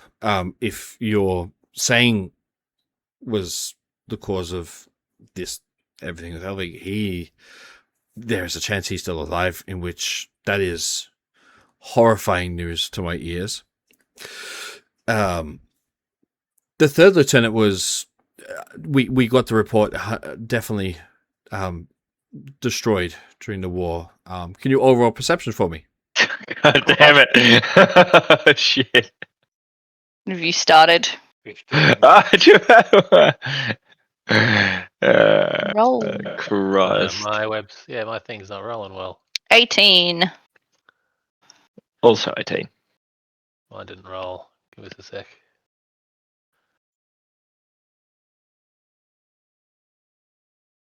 Oh, look at that. Not that I'm paying attention too much anyway. Cool. All of yous, and Bong this time, hear the whistle. Writes again.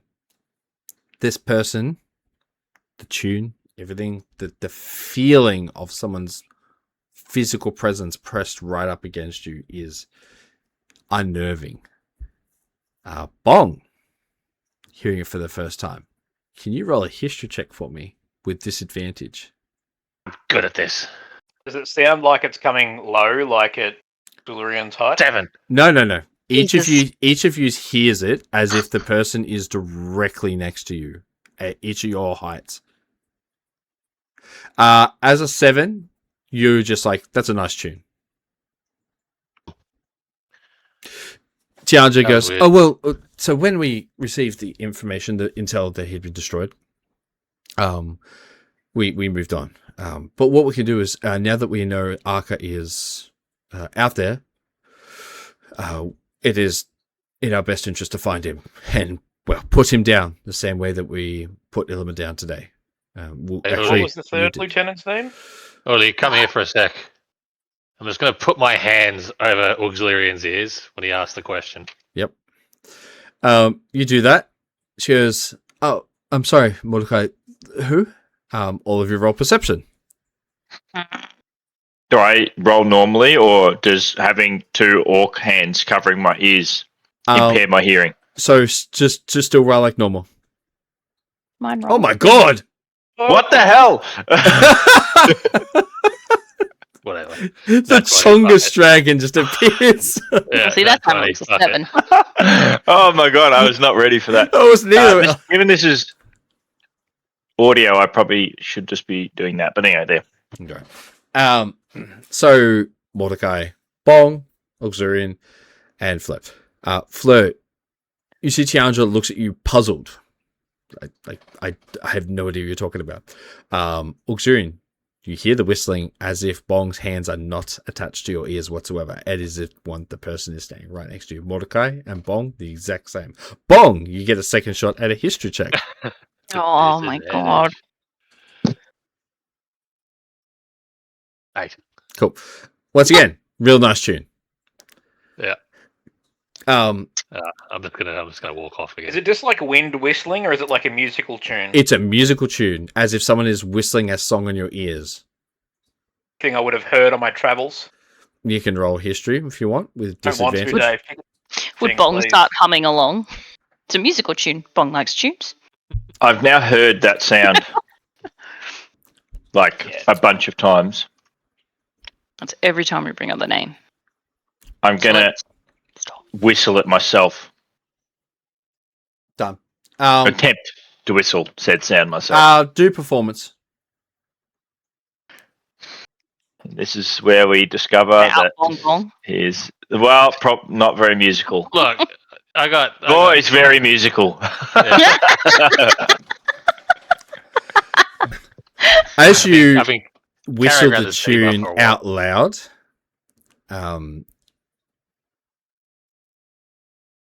Mordecai, Fleur, and Bong, you like, it's a really nice tune. That's lovely. You've never heard it before, though. Bong, can you roll history check straight? Look at that. That's a higher number than before. Hey. 15.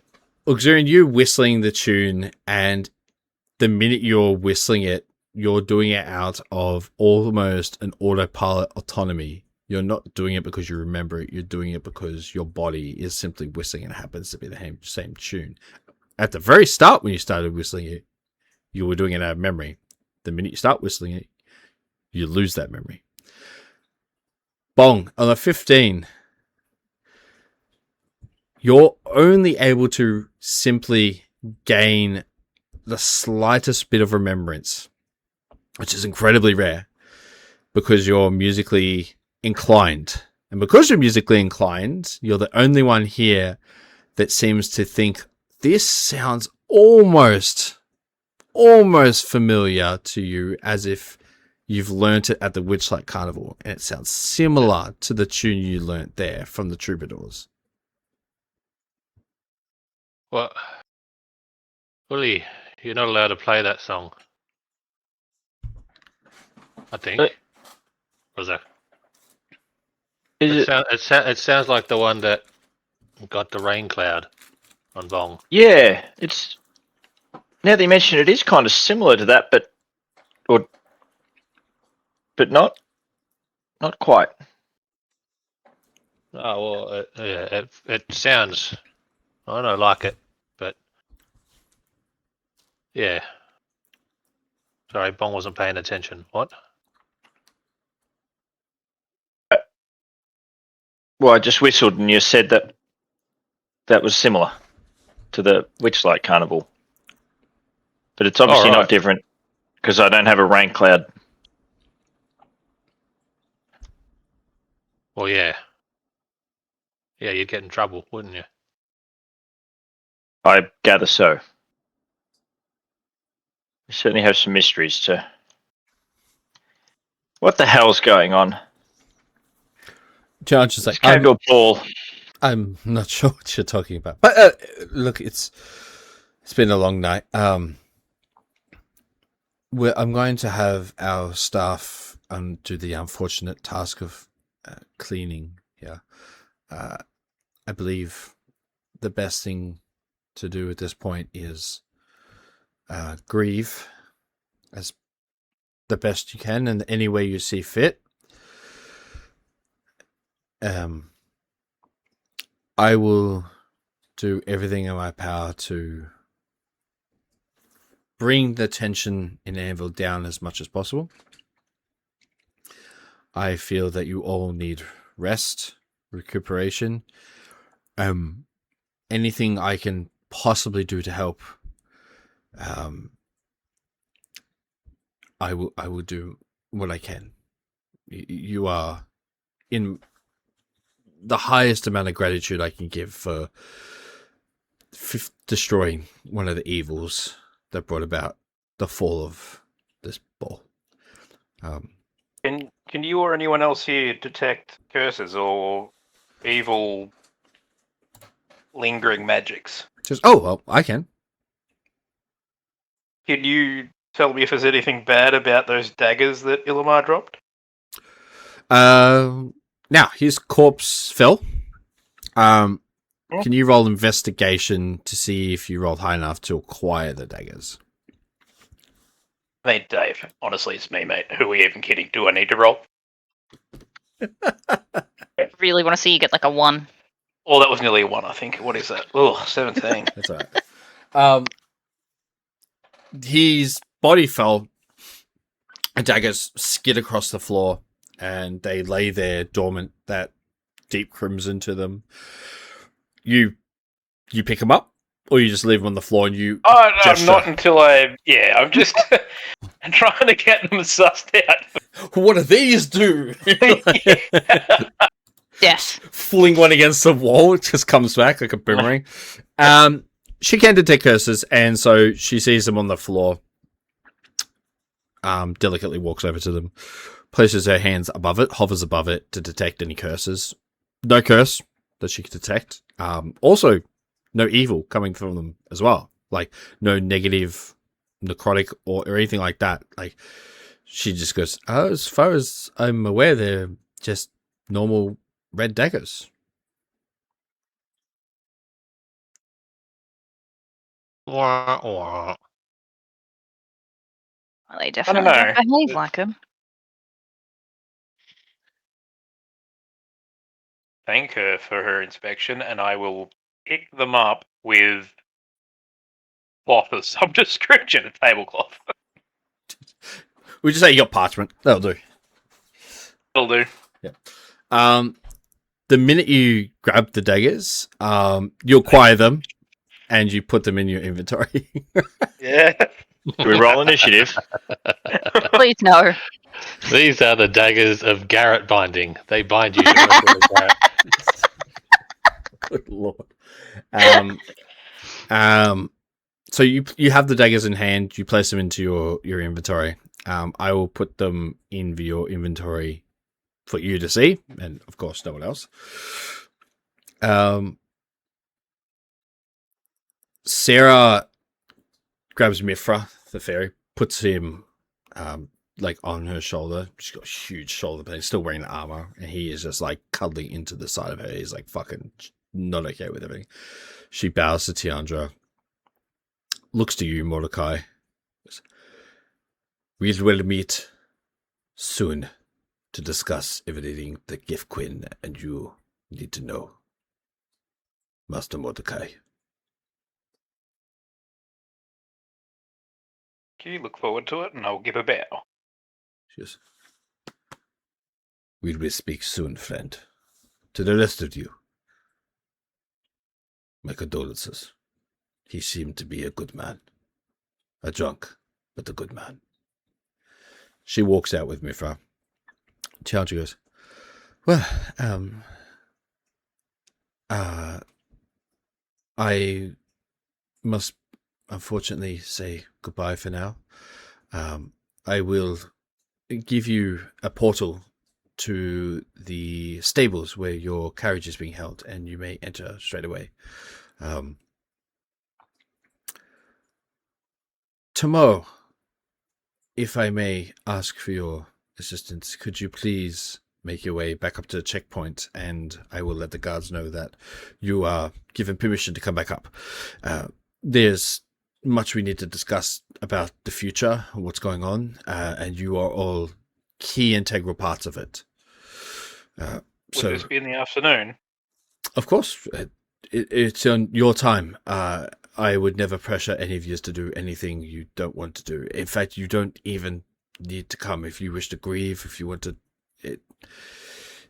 You have done enough in the service of the A Anvil. form of grieving will be beginning my training with Giftquin to distract myself. Of course. Work is always a surefire way of putting your mind to a task. With that, I must bid you good night, and hopefully see you tomorrow with news of what is coming. She puts her hand on the ground, and a yellow and blue sigil will appear on the ground that, if you stand on it, will simply take you back to the stables where the Hellrig is being held.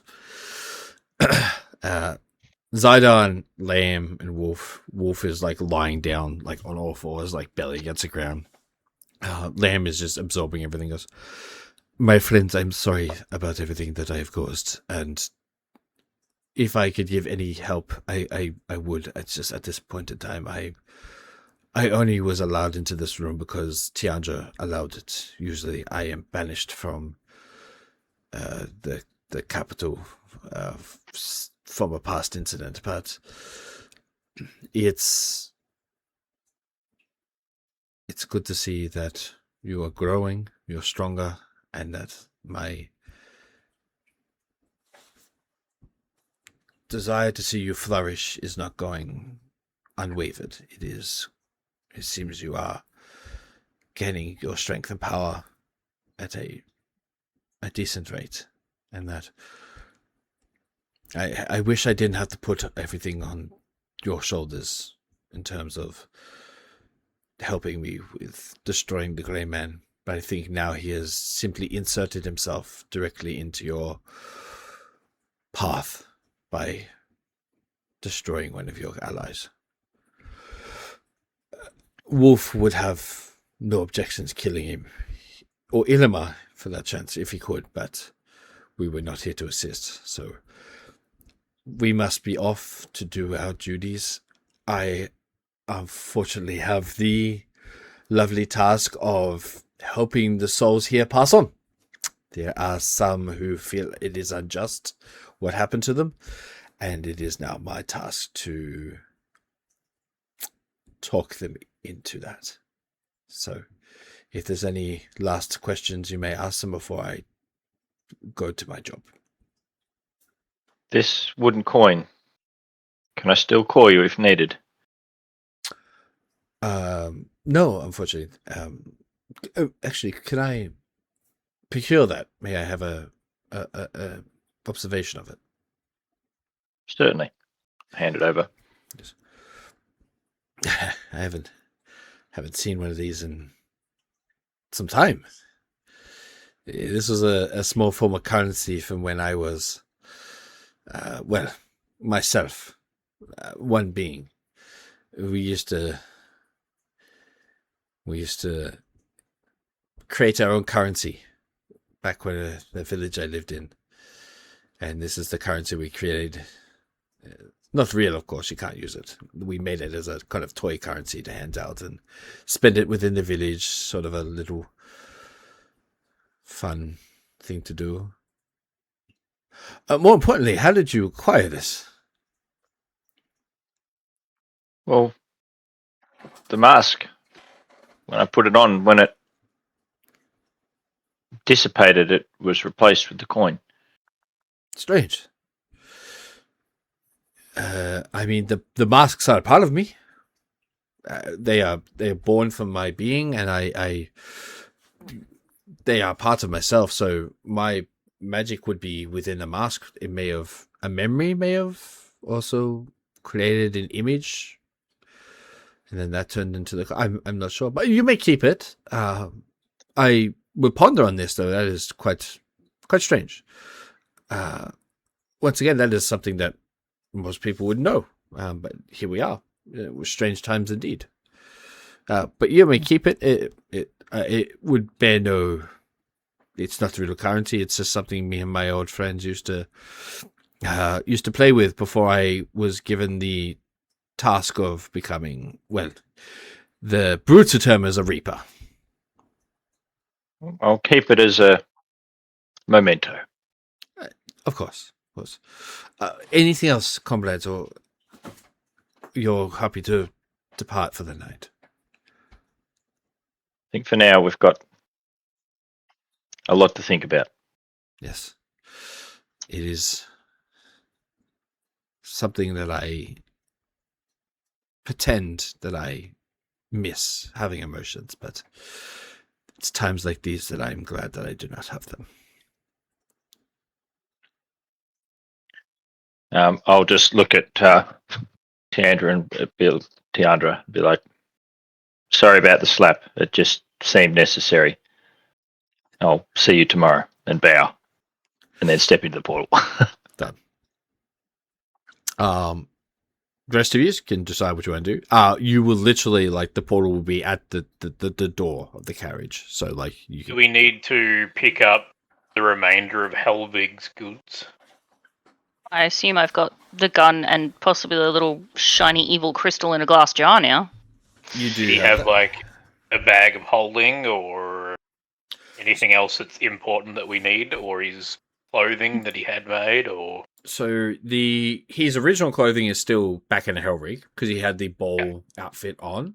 Mm-hmm. Depending on who wants to look for the remains, you can roll an investigation, and the number will determine how many of the items you find of Helvig's belongings.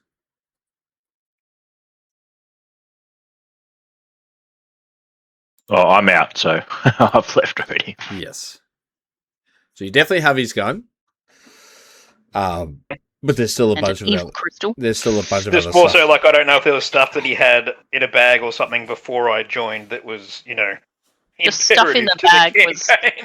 His bag of holding has a lot in it. There's a lot in it.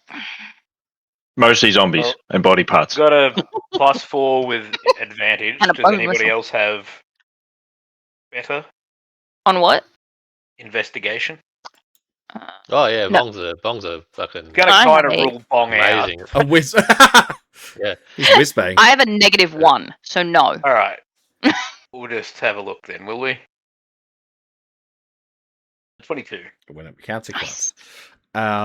his entire bag of holding, I will transfer to you. The gun you have, the cane he already left behind because he got a new one for tonight. So the Zarali's skull will be back at the Hellrig in his room. So that one you can safely leave there or do what you want to do. You can keep it for if you figure out what you want to do next portions. I don't remember giving him this item. I don't remember giving him Jazzy. 10 million gold. What item is it? Like a fucking. I want to know what he's sneaking in. Okay, so Can't tell you because he hasn't What put it I in my mean, what is it? inventory We yet. can see if we can remember when it happened. No, yeah. no, I'm not saying. Okay. Ah, secrets. The man's dead. We can rifle through his stuff. Exactly what's going to happen when this bag hits my inventory. Look, I do Well, not remember there's a ever lot of- giving him to this. I might have. Cool. All right. Your memory is terrible. Look, let's move on. You'll get his ring in his gloves. Actually, I'm not going to tell you.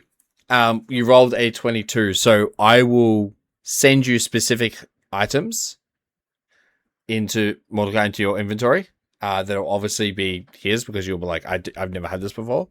So I'll pick what you get out of it. You do get a real decent amount of it, including the most important item, which is the pocket watch, which he was carrying that. Oh yeah. No idea what that is, so Yeah. Yeah, we kind of need that. Completely forgot about that. Yeah. Mm, We were busy. Oh, was that the goddamn. thing for the Mr. Minuteman or whatever he's called? Mr. Mr. Light? The Witchlight. Yeah. Witchlight. Yeah, that guy. So I'll put them into what?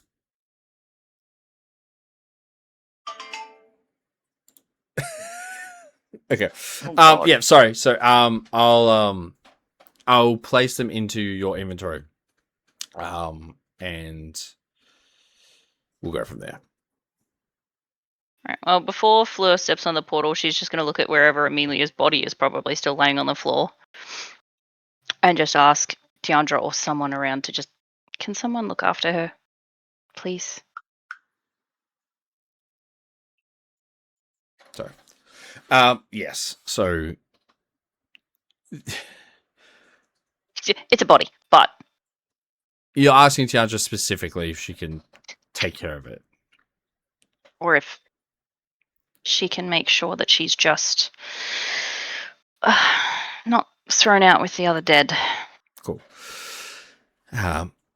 Zardaan is going to stay behind, and you asking her as a favor, she's going to allow Zardaan to stay here and move the body he sees fit. He'll act on the best behalf of everyone involved. She steps into the portal. Done. Bong and Mordecai. Tiandra has left. It is just you two.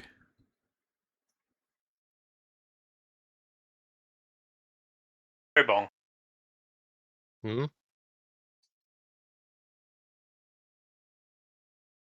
Assuming that What'd was you a say? yes. What'd you say, Morty? Are you ready to go? No. Bong's gonna wait here for when Hurley gets back. Ellie's not coming back. He might. And Bong needs to be here for him. You remember how Lamb tends to the dead? Lamb says a lot of things. He said maybe, said not likely. Said that Helvig accepted his fate. Hurley said he wouldn't leave Bong. He didn't Bong do it believed willingly. him. Bong's gonna wait here for Hurley.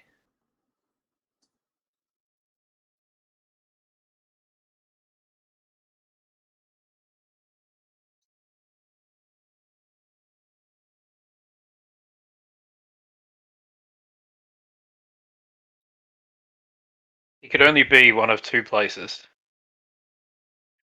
neither of which are here. He might come back. Louis and the red guy said they'd look for him. Lamb said that it's improbable. It means it could happen. And that Hurley's forgotten everything. But Bong will help him remember. Place would there be to remind him then when we're back at the Hell Rig? If he comes back here, Bong will bring him back to the Hell Rig. He always knows where you are, Bong. Then I'll point out was it a like rainbow coloured ferret or something on his neck? Correct. But he might need help. Is that still there out of interest? Yeah.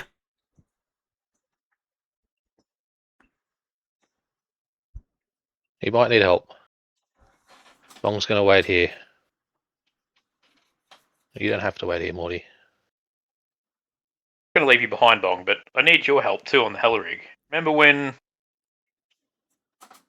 One moment. Wig parted and we played a song? Sorry, you played a song.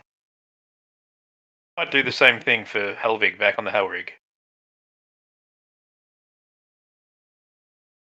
Not tonight. Maybe next time.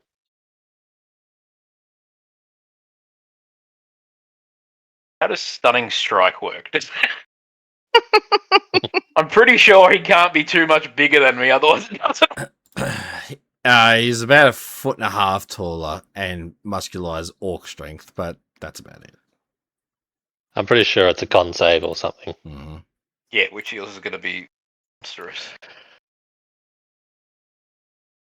How can I convince You could, I mean, innocent, you could passive do a massive persuasion orc? check if you want to do a persuasion check. Bongs at this point be with disadvantage because of his emotional Don't want to state. force the man, but also can't stay here.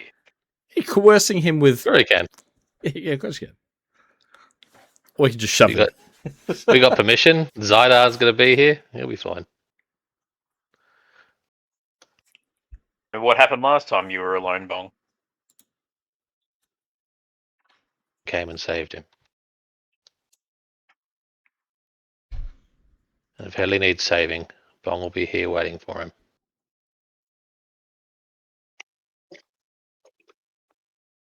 You can go through the portal. It'll stay there. You can come back. Did she say if it was a two-way portal? She did not. We need to find someone that can communicate with the other side, Bong. Whether it's heaven or hell. When somebody passes like that, they need a body to come back to. This is fortunately not one of Helvig.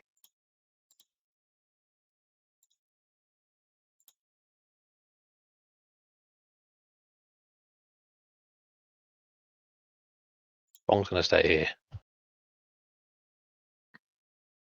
everyone's coming back here, Bong gets in trouble, then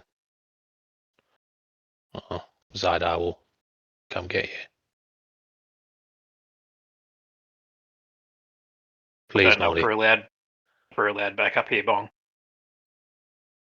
Please, let Bong stay here just tonight.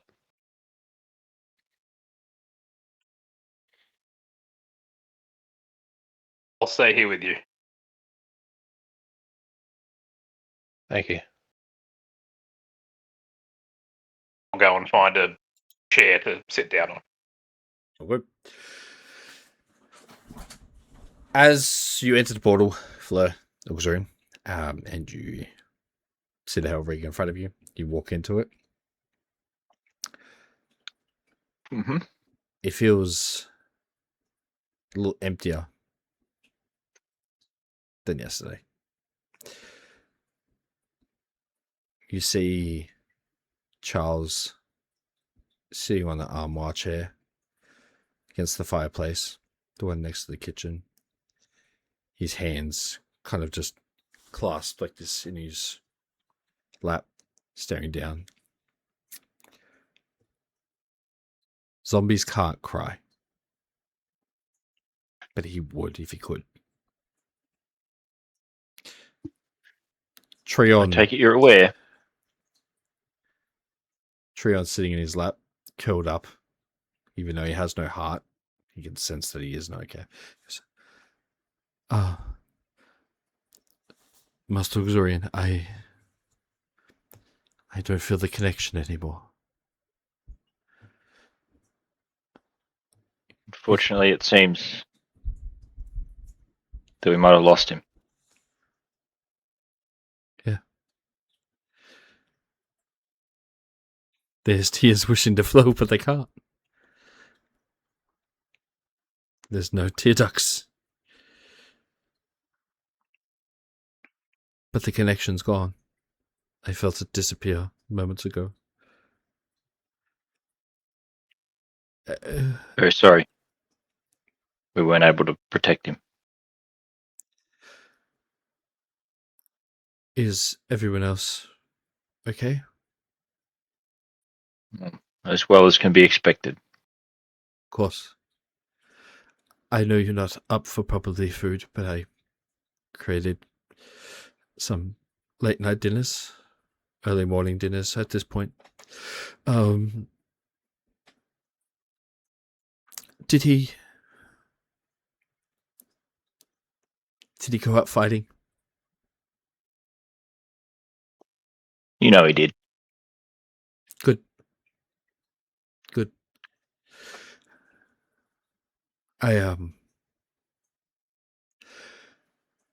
It's a strange feeling. I have been connected to Master Helvig his whole life almost, and it's funny for a zombie to say you feel hollow inside, but I do. It is a disgusting feeling, and I am not sure what my future beholds. Whether I start decaying and rotting, or I continue to live as a further shell of what I was without Master Helvig. I say this with all pun intended, don't wish to live without him. Yet, the little Treon here seems to think differently. Well, there is a very small chance that he'll return. I fear, by the sounds of it, if he does, he may no longer be himself. I see. I can't say I know too much of the type of magic that keeps you as you are. guess we'll just have to see whether it holds in his absence. Either way, Master Exurian, I fear neither end. If I am to depart, I have lived an extra life worthy of serving Master Helvig. If I am to continue on, I will live on in using the magic he bestowed upon me and do everything in my power to continue helping you all and honor not the late master, the current Master Helvig's wishes. You've given me a glimmer of hope. I feel no connection to him, so your words are a welcome gesture, but I can't believe it at this time. I don't think it's a good chance that he'll return, but it does exist, however slim it may be.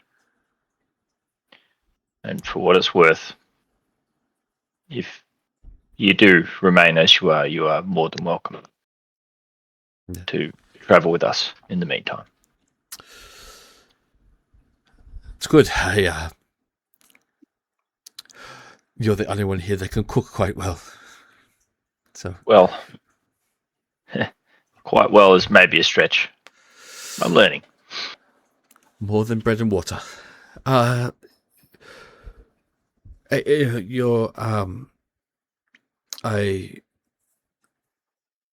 don't wish to go into Master's room and touch any of his belongings, but everything is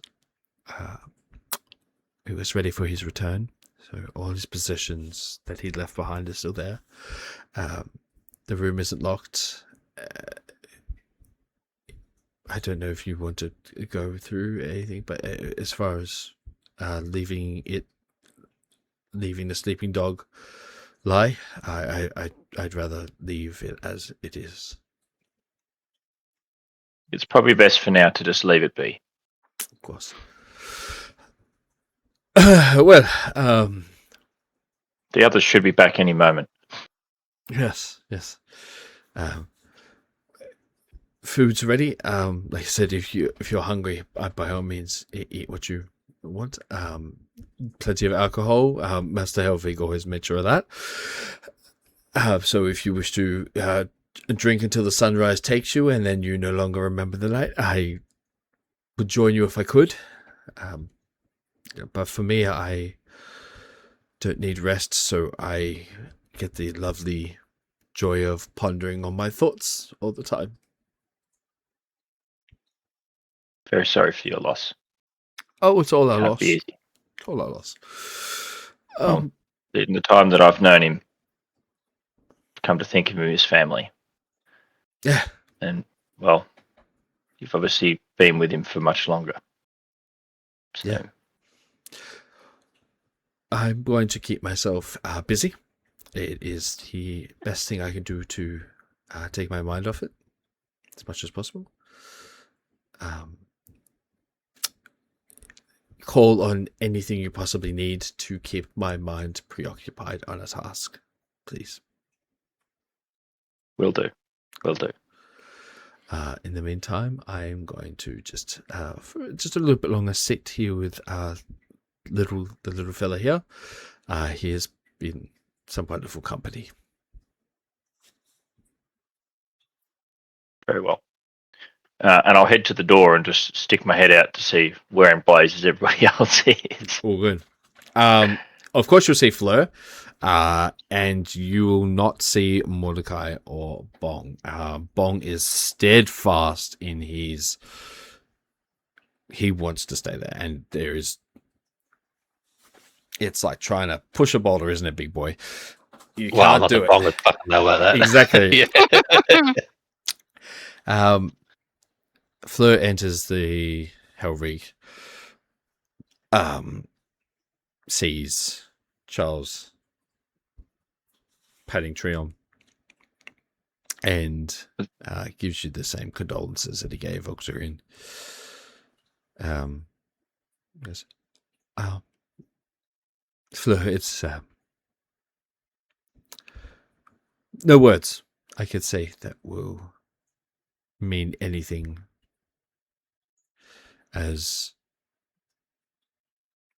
meaningful as what you saw up there and went through with Master Helvig. I'm glad you were part of his life. It was good to us.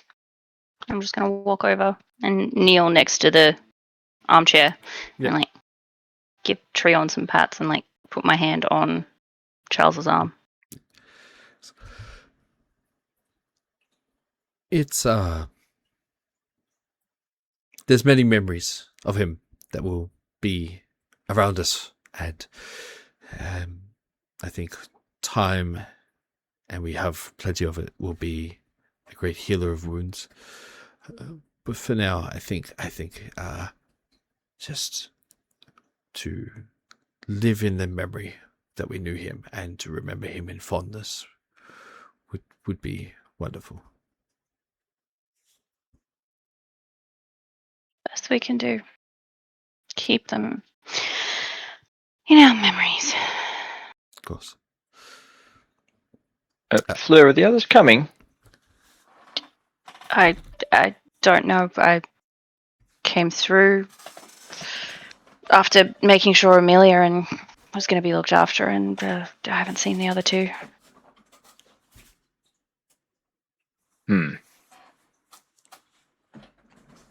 I will go back outside and look at the spot where I appeared. Is there any sign of the portal or any trace of any means of returning? So you notice that when you pop through the portal, the glowing aura was on the ground. As you look back out there now, it is no longer there. I'll just sort of stand watching that spot. Yep. For a few minutes. Yep. Hoping that the other two are coming. On the other end, Mordecai, you find your seat to sit, rest on, and Bong. Currently, there's plenty of chairs to sit down and everything like that. What do you wish to do? The spot where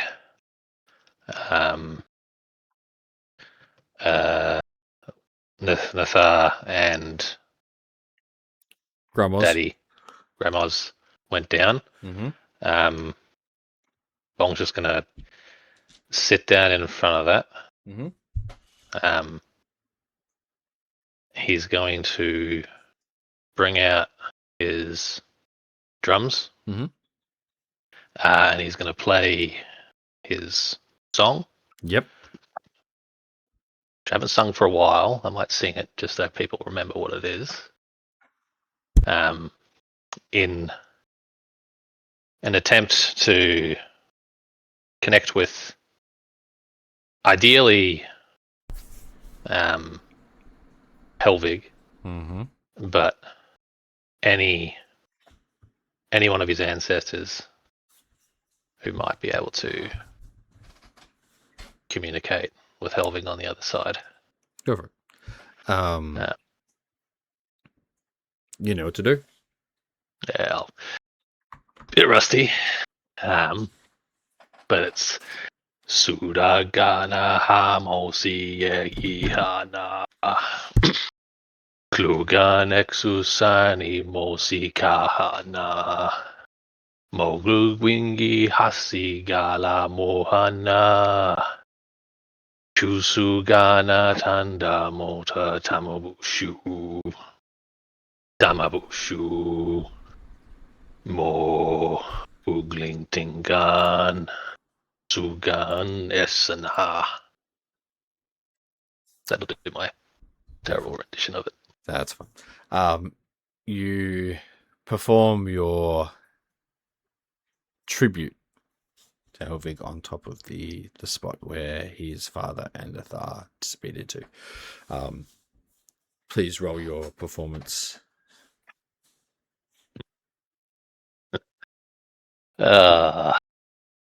Straight.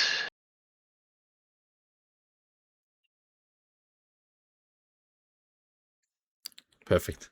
Yeah. As you pull out your bongos, play your song. Like we've mentioned before, everyone has their own melody that they inherently have and can learn it. And Bong's, yours was something you have acquired from your parents. You finally realize the gravity of the situation, that he's not coming back. That you play this tribute for your friend, and you play it in the hopes of connecting to something or someone that will give you just that small spark of hope that you can somehow connect to him again. But it falls into the void. And the song is meaningful, it is beautiful, but it connects to nothing. And for the first time now, you sit there as the music bounces off the walls of the ballroom and fades into nothingness. And you realize that is where he is. Nothingness. And it finally hits you that you're might not ever going to see him again. And this is that sharp, hot knife to your heart that you didn't want to realize, that you didn't want to accept. That maybe being here, being big Bong, big strong Bong, might bring him back, but it won't. Bong is Bong, and Bong has lost a friend.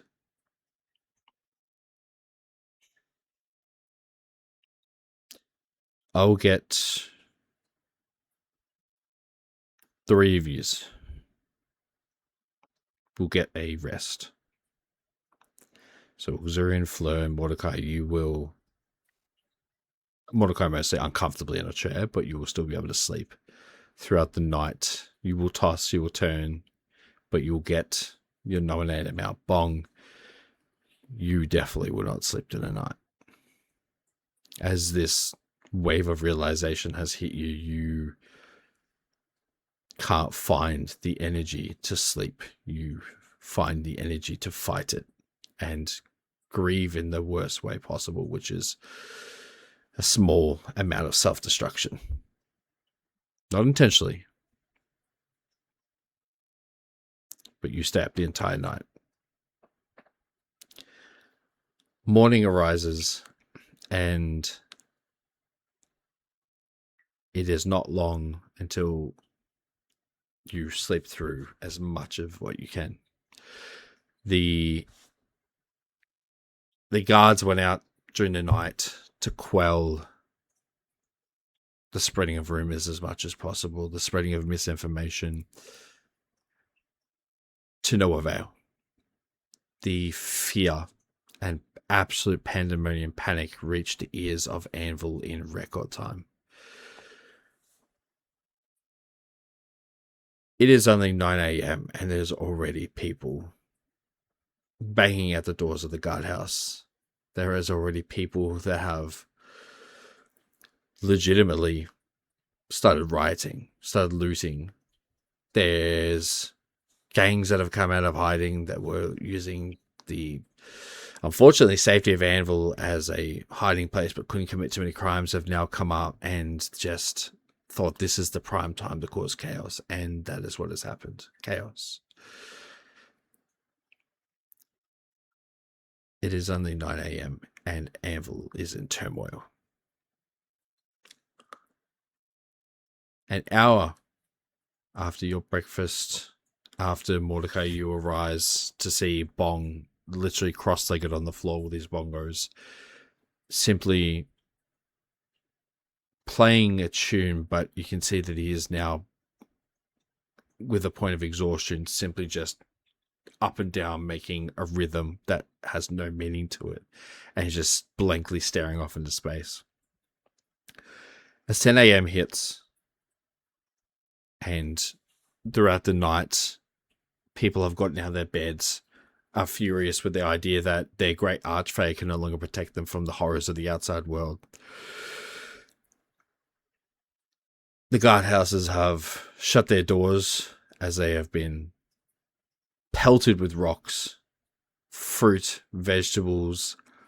No one feels safe anymore. No one feels justified that if they have an issue that they'll be able to help. That the once great Tiandra, who could protect them from every possible deity out there, can't do that. 10 a.m. rolls around.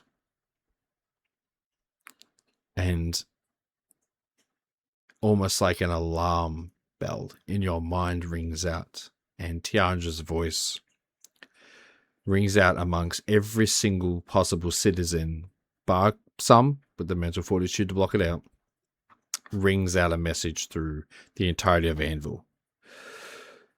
Where she is, not sure, but she's using some magical means to communicate with everyone at once. She simply states that while she can't tell everyone everything that happened, that it is still safe and that everything is still okay. Everyone understands it's her. They feel that presence, that aura. They know it's her. She sends out this, not warning, but a simple reminder that crime and this, coup uprising that they're trying to quickly make out of sheer panic will do nothing but create worse living conditions. It will cause chaos. People will get hurt. People may die. This is not who we are. This is not how things operate. And that she will make sure that everyone is still safe, that they have her full trust, and that whilst something of devastating repercussions has happened, that this will never occur again, and she has made sure of it. She gives the notion that they're, unfortunately for the guards and the guardhouse captains, that the amount of time that they get off has been halved. So their shifts are now from 8 hours to 14 hours. They will be basically working around the clock almost to make sure that, one, you feel safe going out in the streets again, that those who are committing crimes will be caught, and this is not a time for this, and that anyone who wishes to join a guardhouse station, they're going to triple the pay. This is inclusive of the ones who are already part of the police now. The harsher reality is that she says, while this minor pandemonium is happening, no one is allowed to go or leave Anvil until she can quell everything back to a stable position. How long this lasts, she's not sure. It depends on the general populace. She says that in 6 months there will be a vote. If the vote is in a position where people feel safe again, there will be a safe or unsafe ballot. If people feel safe again, then they will be allowed to leave. Trade will still happen under more scrutinized regiments. The amount of guards that will be looking at what is coming and going will be quadrupled. Practice of magic within Anvil will be heavily monitored to make sure that there is no people researching or looking at ways of, barrier breakage or anything like that. The Mages Academy still operates, but would be put on you would almost call it a martial law situation, where everything that they do must be documented and then is given to a runner who gives those details to Tiandra and the Legion every day. They will go over it. They will double back. If anything is even one letter short of being correct, it doesn't fly. And so Anvil is effectively in lockdown until this vote happens. Once the vote happens, and all they need is just above 50%. If 50% of the general populace say they feel safe again, everything goes back to normal. There will be some changes, of course. The amount of guards will be upped. The amount of patrols will be upped. Their hours will be reduced back to what it was and everything, but nothing will ever be the same. She's doing this in a way to make sure that she can have eyes on everything that comes in and out, and to really delve into the heart of what is wrong, what is happening in Anvil, and why something like this could occur. Yes, she understands it was one of the guardhouse captains, but how was it one of the guardhouse captains? How was he able to get away with it for so long? When did he contact Limtoran or Vinestra or anything like that? Like, there was too much freedom for those who have the power and influence to do the wrong thing. So what we have is you four. You wake up, hits 10 a.m., 6 months from that ball. Bong. Now proficient with great swords and... Oh, shit. All right. He took pity on you. He knew you were going to balls it up. Oh, but I had a whole story beat for it. It's all good. One of the bigger ranks of Guardhouse 6 underneath Prathrex, you are now a fully forced soldier. You took Helvig's death hard, and you have been using this time as a soldier to work way more hours than you should. You still get the rest when you need it. You still see your friends. But you have pumped all of your anger and all of your sorrow into work. And you thought your best unit of your strength is to be serving the general populace. So I did want to visit Strum a bit, but... That's fine. You have Prathrex still as a guardhouse captain.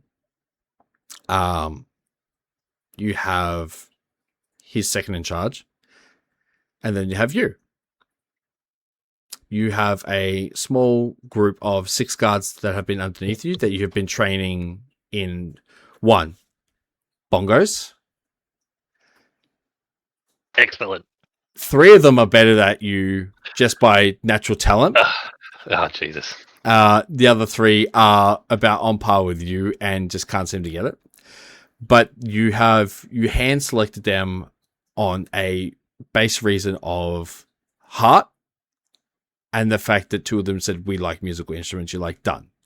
That's all the requirements were. You're just like, I think you have a good heart. I think I have something I can get out of you. Also, you like musical instruments, so I like you immediately. Teach Bong how to play. That's it. You have made your name known. Anvil knows who you are very well. You are very well received amongst the general community. In fact, majority of the time, you never have to pay for alcohol or food or anything like that because you are so wildly friendly with everyone you meet, and everyone who knows you is pretty positive with the influence you've made on bringing Anvil's reputation back up to a positive standpoint. You're a very chipper person, even though something of great sorrow has happened to you. You have worked through it with a great stride in your step. We have Uxurian, who now works at the library. That night you brought Zorn Is back. the library gone? Are any books alive? The library's They gone. remain, or are they all burnt? Yeah, it's just like Building's I can gone. do this. Yeah. Whoops. The night you brought Zor back, heavily inebriated,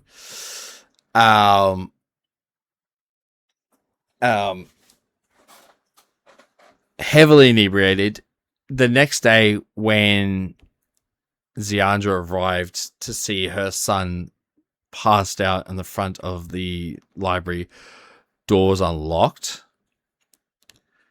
That boy, he still works there, but you thought he was scared of his mother before. Holy shit, man. That boy, if eggshells could be made out of tiles, he'll be walking on them. But Bloody Helvig. What after he's done. Zorn came to, and he did remember parts of the night. He remembered that you were nice enough to drop him off. Ziandra contacted you and said that you divulged the things that happened. Not everything, but that one of your comrades has deceased in that horrific night, and she offered you a job to keep your mind off it. That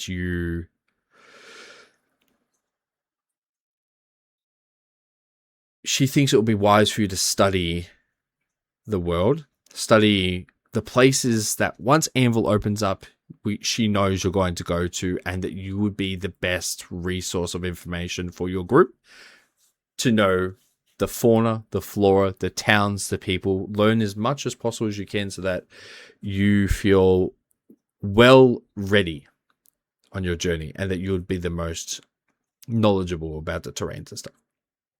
And so you've been learning and working, earning a wage, but also simply studying as much as you can during the downtime during your shift as well. There's some portions of the day where the library has been unoccupied, and there's also been portions of the day where it's just a clusterfuck and you're dealing with like 30 to 40 patrons at once. But you have gained a decent amount of experience on various things that I will get you to roll on soon. Fleur, you weren't sure. You met Dardane.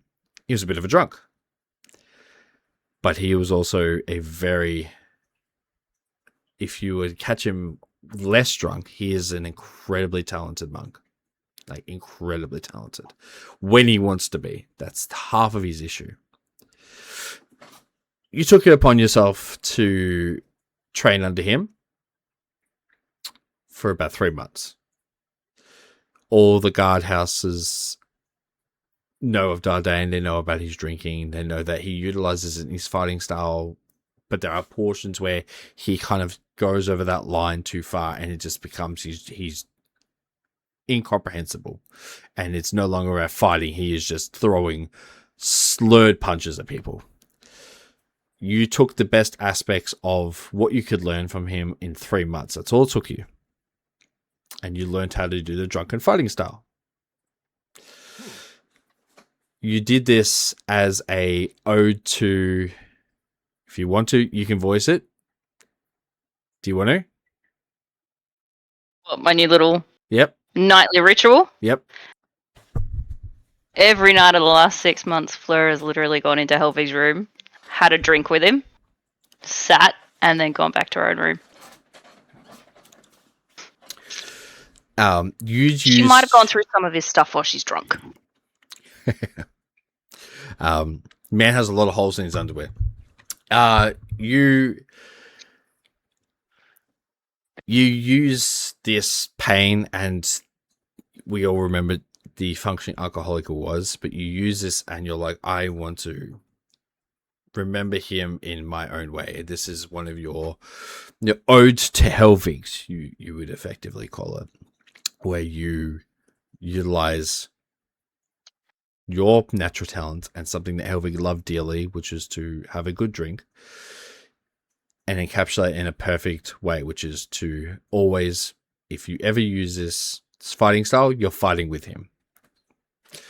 The other 3 months after you finished with Dardane, you figured that you're adept at fighting. You now have a newfound way of fighting. What else could be got? Helvig was supposed to receive a letter. Bong Bong. is supposed to receive a letter. Helvig's letter does not make it to him for very obvious reasons. That letter then passes to you. As you received the letter, you have two choices. I can either tell you what the letter said out loud now and what you did, or I can whisper it to you and tell you in secret. It's secret for now. Done. Secret.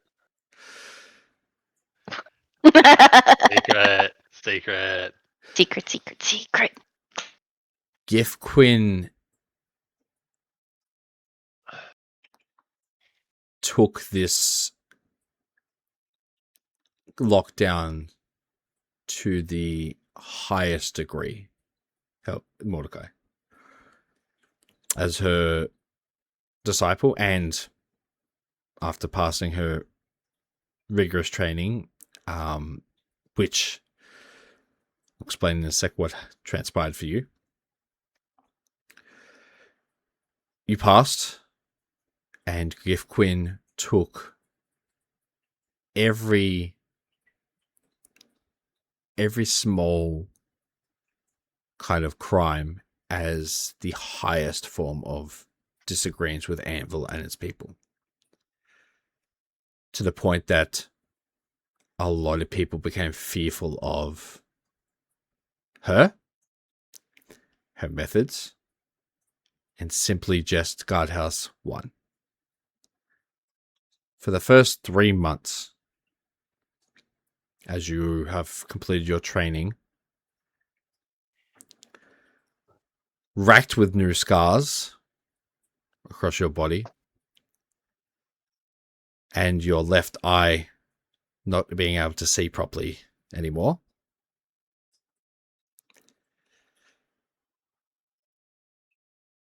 you realize Gif Quinn, in the nicest words, went over the deep end.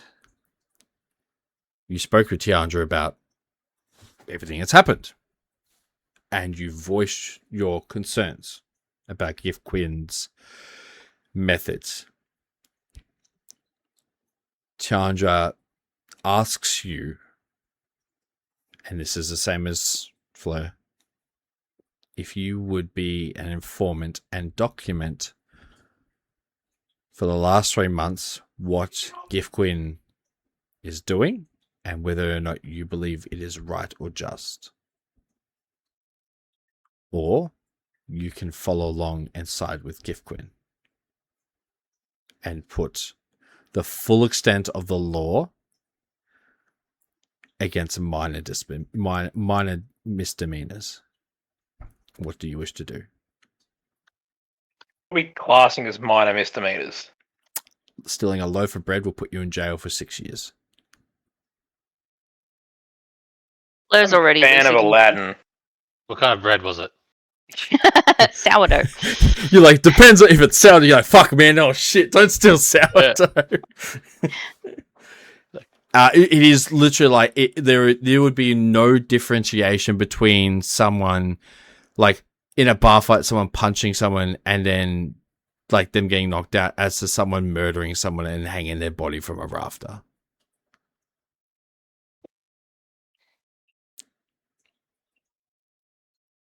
Probably take her up on her offer then. Yeah. You document for the final 3 months until the vote comes. everything Gift Quinn has, one, told you to do, seen the way she treats the general populace and all of the you know criminals that come in, and they get everything from I'm sorry I shoved into someone and they pushed me back and then they had a scuffle. Both of those people are locked away for life.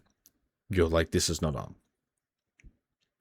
It hits a week before the vote begins. You go back to Tiandra with all this documentation. You also get the signatures and testimonies of nearly 60 to 70% of the guards from the guardhouse, and all of them take it to Tiandra, and Gift Quinn is relieved of her duties effectively immediately, and Mordecai is appointed the captain of Guardhouse 1. Insurrection. As Gift Quinn is arrested and put into chains, she walks out of her office, which now belongs to you. You stand there. She walks past. She just looks in the eyes. You were to serve Annabelle no matter what. And instead you betray her people. She spits at your feet. I taught you better. Your eyes should be a reminder of that. You can still see out of it. But it's, instead of seeing a full picture of someone, it is like a blurry outline of them. It doesn't change anything as far as your fighting style. No perception rolls will be different. It is just that she wasn't fucking around when she said the training was going to be hard. And when you were sparring, she knuckle dragged you right in the eye. It was your first glimpse into truly how far she'll go to get a result she wants. She is arrested, taken out of the guardhouse 1. At the front, you see not only the guards, but just hundreds of people who start to cheer and clap as they see she is being arrested and taken away. She is led up to second area, to the courthouses, where she gets her judgment in a week. The judgment will be not pretty. There is a enlighteningly large amount of evidence against her. There is very few people on her side. I mean, very few, like less than 5 that would vouch for her. You've got, at this point, thousands upon thousands of people that are against her. So the chances of her getting anything other than either the death penalty or life in prison in a very high security prison that is not in Anvil is highly likely. You have her office. It is still littered with her belongings, but it is now yours. You have acquired it, and you have... at this point, can you give me a persuasion check with advantage to see how much of the guardhouse force stay?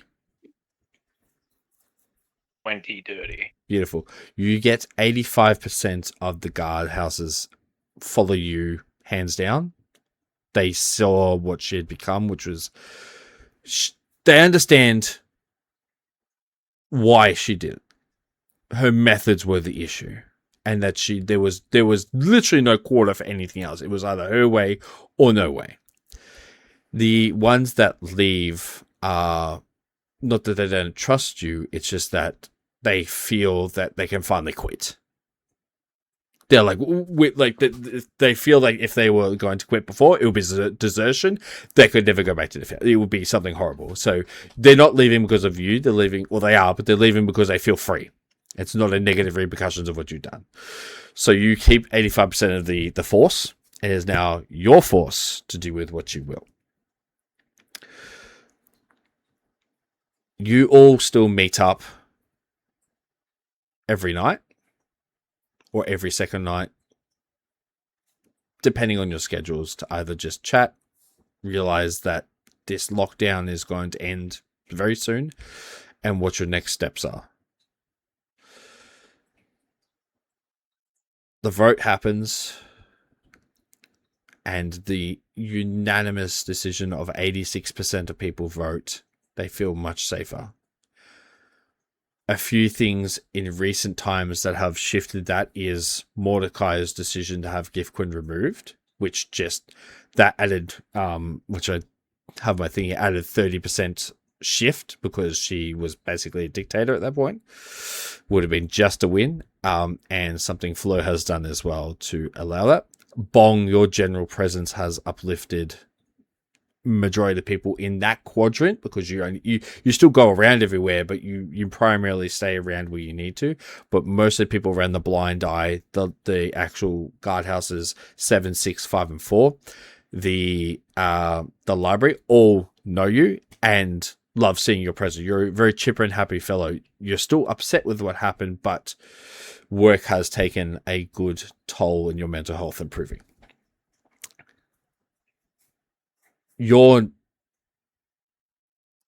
There hasn't been anyone else at the library apart from Zor and Zayandra.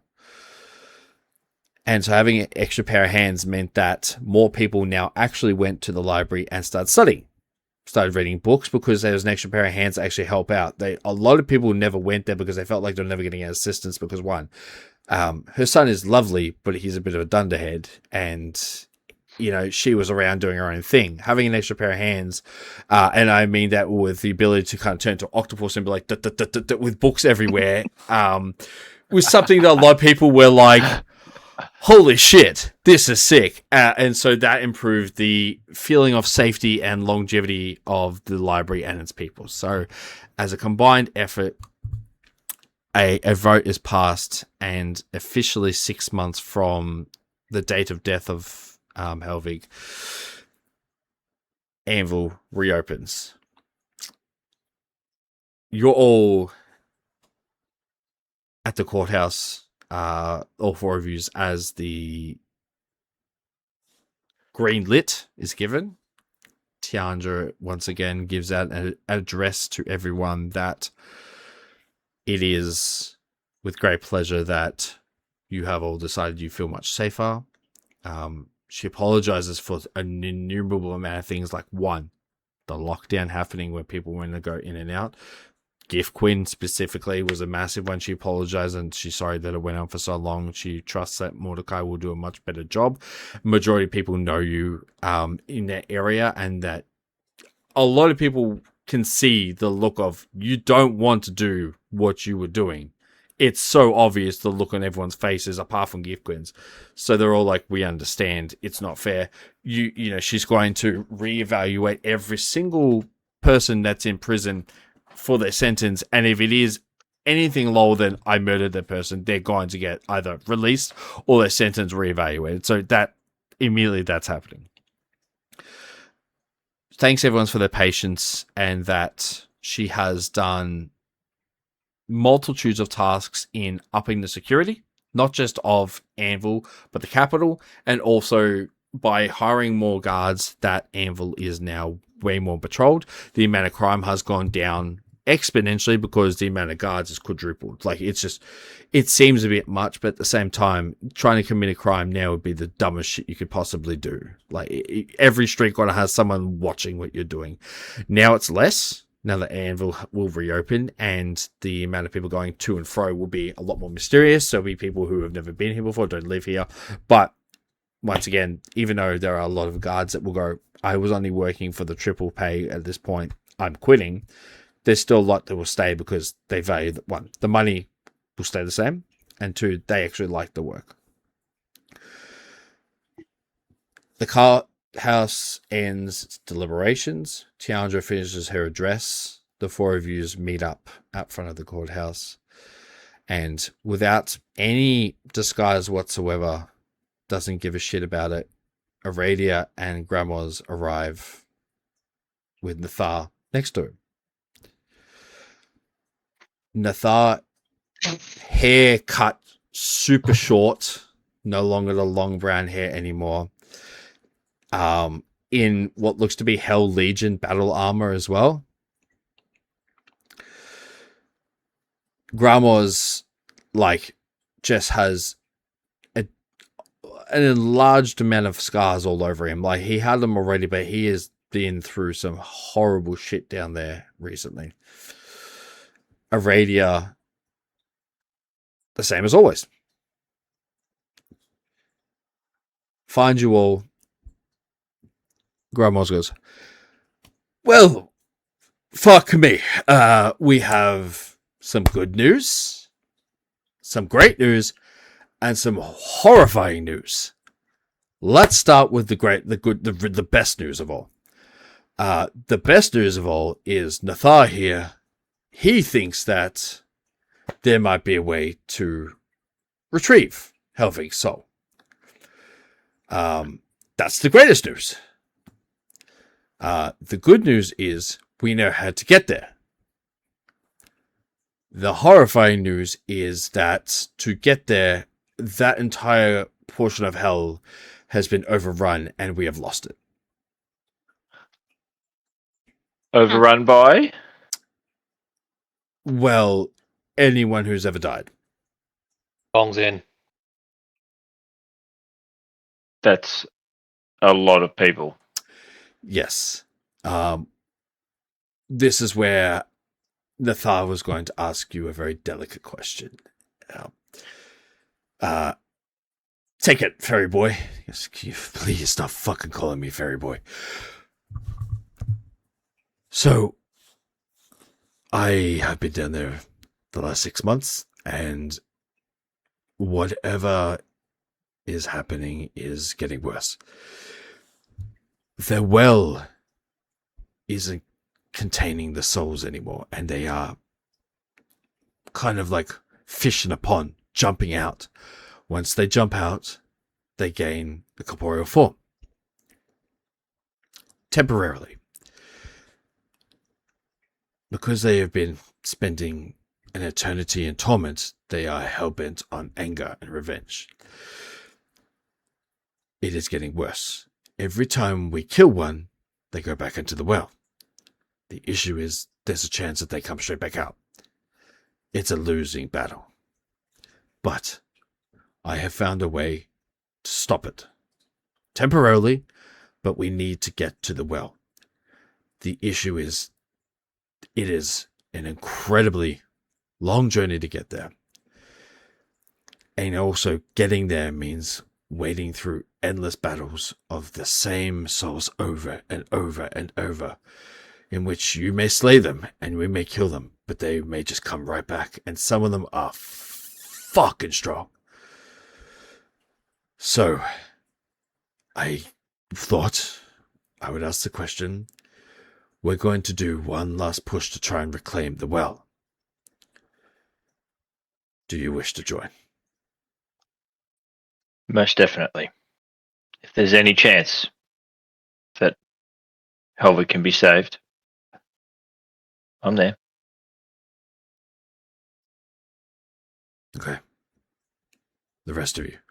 I understand you probably have different convictions and things have changed and done, but we only get one last chance to get the well. And I cannot promise that we can get his soul out, but we can at least stop this cause of undeath from happening. And those who, at this point, death is meaningless. We need to put a stop to this. And if we can, as a bonus, somehow get Helvig out of there, then let's try. Auxurian, you're in. Fleur, Mordecai, Bong, what say you? Well, Bong already said he was in before. If there's a chance to save Helly, Bong will go through hell or whatever to bring him back. Excellent. Abso-fucking-lutely. Good answer. Cue the doom music. I'm in. Beautiful. Nithagos, Well, there's only one way we can get to a safe enough area to kind of brief you on the layout of hell and get you into some armor that will keep your souls from being sucked out of your bodies. I've already had that. I would rather it didn't happen again. That's horrifying. Let's ask about that a different time. We put it back in. We did get it back. You got better. You get the first audible chuckle out of Aradia ever. In the last 800 years she's done, you get the first audible chuckle where she's the one that had to kind of help you. He goes, so I will take you to with Grandma's Aradia. Are you going to join us? She goes, no. God, no. It's hot down there. And no. I'm staying here. You do what you want to do. I've got other things to look after. Well, can you look after the Bong's Bongo Brigade while Bong's gone? Bong's Bongo Brigade, the BBB. Oh, my mind straight away went to the KKK. God damn it! No, I might have nowhere near that. Bong's Bongo Brigade. God damn. Imagine Isn't being that what in we that abolished with getting rid of Gisquing? Yeah, you Oh, did. Yeah. God. He goes, oh. Radio looks and goes, no, Bong, I'm not going to do that. In fact, But it's I'm fun. going to leave here, and I actually have to go to Miss Simbra. I have something to discuss with Tasha. All right. I'm sure they'll be fine without you. Yeah, I'm sure soldiers will be fine on their own. You don't have to always be here. So I'll leave it to Basher. He's good. Beautiful. Nathai goes, the only one that I'm worried about and that I have heard, congratulations on your promotion, Mordecai.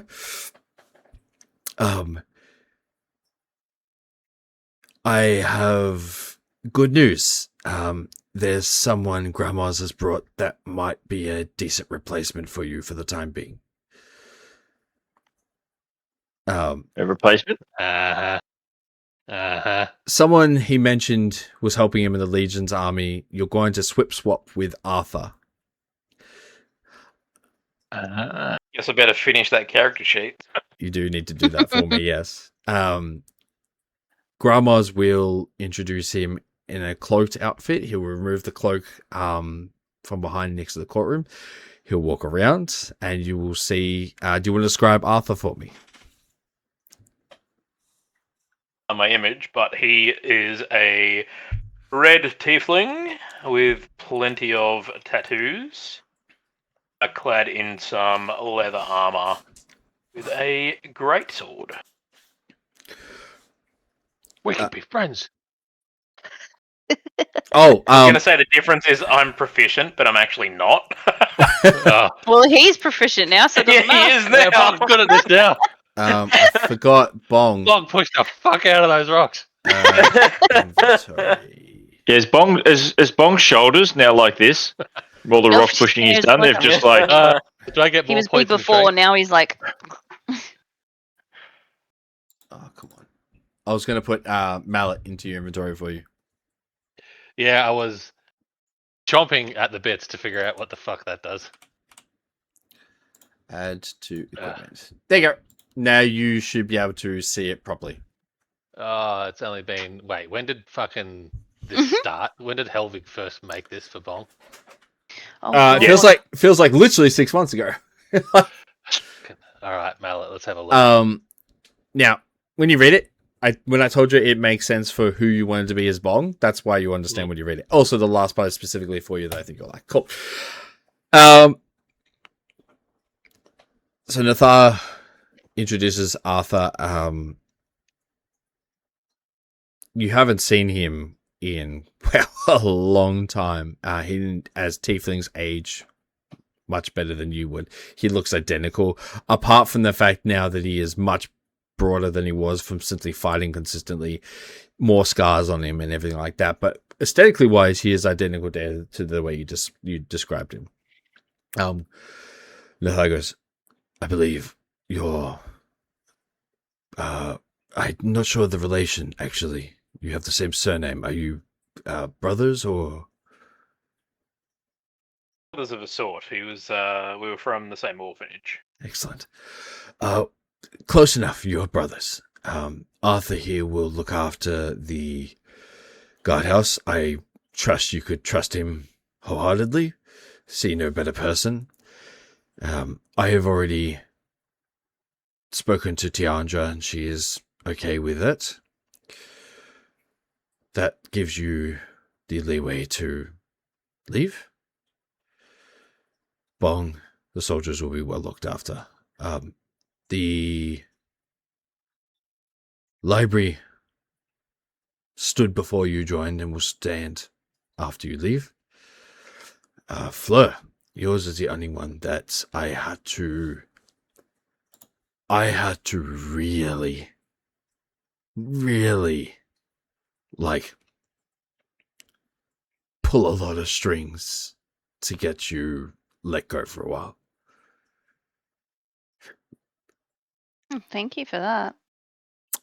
You, Otherwise, I would have just run off. I don't think you truly understand the lengths those people would go to hunt you down. Let's just say you owe me massively. But with that, sure, I'll find a way to pay you back. With that, I can give you time to get ready, or we can leave now. Would I have read much about hell in the time? I imagine I would have, given that I know Helbig's gone there. Yes, so there's legitimately there's 12. I have 12 areas that you can choose from to become much more proficient in. Yep. You can pick 6 of them, one for each month. So you effectively spent 1 month studying each of them to a high degree to become like not quite an expert, but well above the knowledge of a general person. Yep. So I will send you the 12, and then you can pick. Obviously, you can pick hell now, knowing I think that would definitely be one. Yep. That Yep. you know, there's 2 that are like. Is it definitive? safe to assume I've had a long rest now, just by the by? Yes, 100%. No, So you've actually died of exhaustion. Yeah. Slept in 6 months. Yeah. I assume everyone had, when they clicked on their long rest, the box checked to update changes to maximum hit points. Yeah. It went backwards for me. Yeah, unfortunately. Well, we can always add it again. If only I used 6th level, so we could be still alive. But maybe. Maybe. So, you may choose to leave now, or you can choose in your own time. But the wave of restless souls grows by the day at this point. Like, it was a slow burn, but over the 6 months of you not being able to leave, the Grey Man has poisoned the Feywild much further. And this is one of the many issues that he is causing. Like, this is just one of them. Well, I don't know about you guys, but I'm really feeling the need to get out of the city. As much as it's been nice not getting like stabbed and burnt and bitten and speak for yourself. shot. Yeah. I was like 3 of them. Yeah. You're the only one who's had a peaceful 6 months. Well, look, the choices we make. Sure. Dave, I have a very important question. Yes.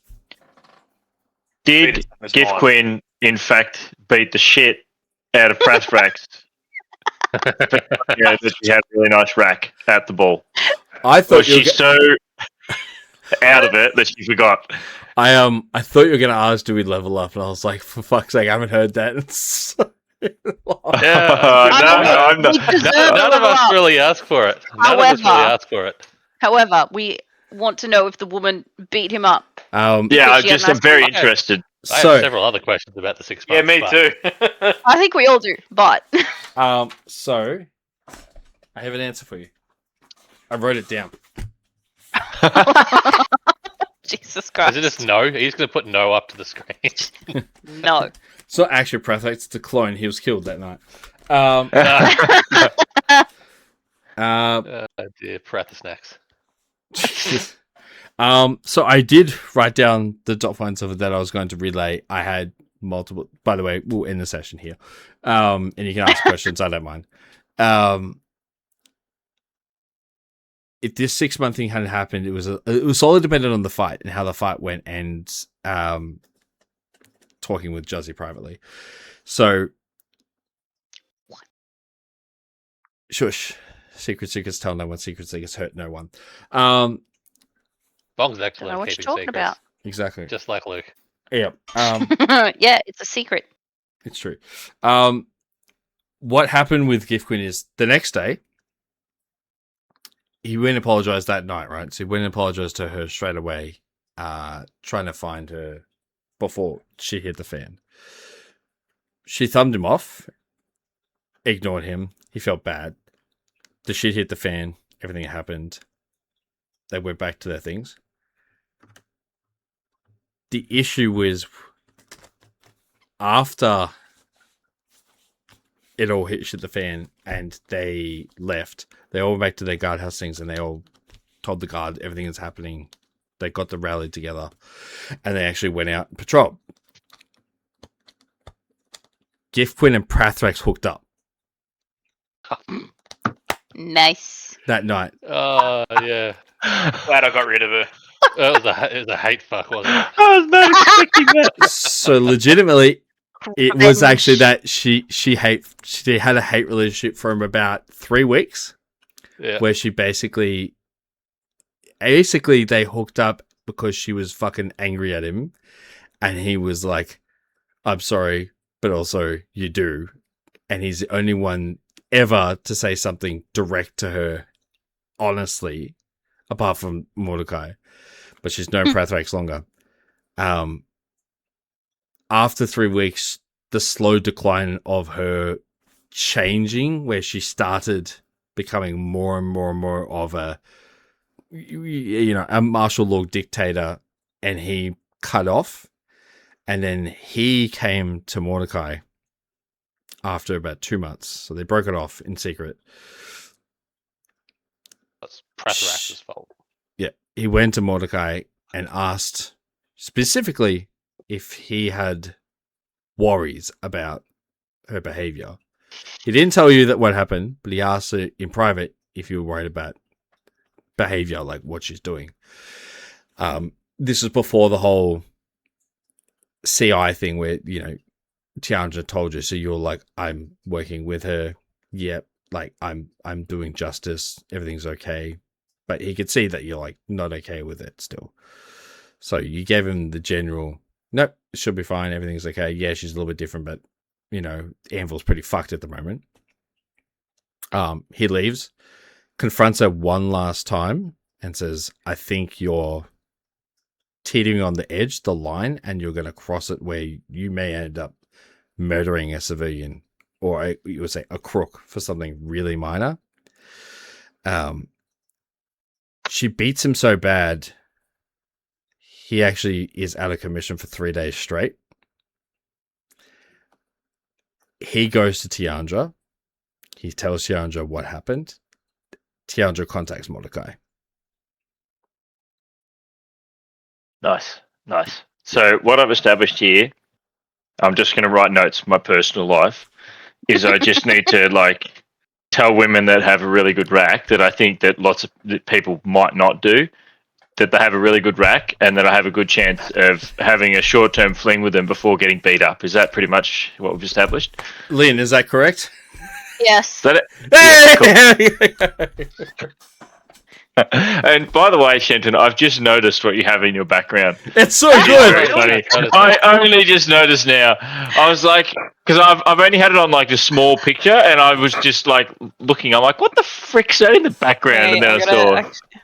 Surely A little day of the Is that on your iPad or what's it on? Yeah, what is that on? just a binder that I printed out and a piece of paper on. Oh, it's very I funny. love it. And it was just harder to see. Oh, I love that. I love that a lot. Well, I hope Johnny Yeah, I was going to say, bring it closer for people who can't. Oh, I did. He did. So the camera's literally on that. Oh, I can see it. But I meant take it out. Dave, so my first question is, 6 months at triple pay, how much did we all earn?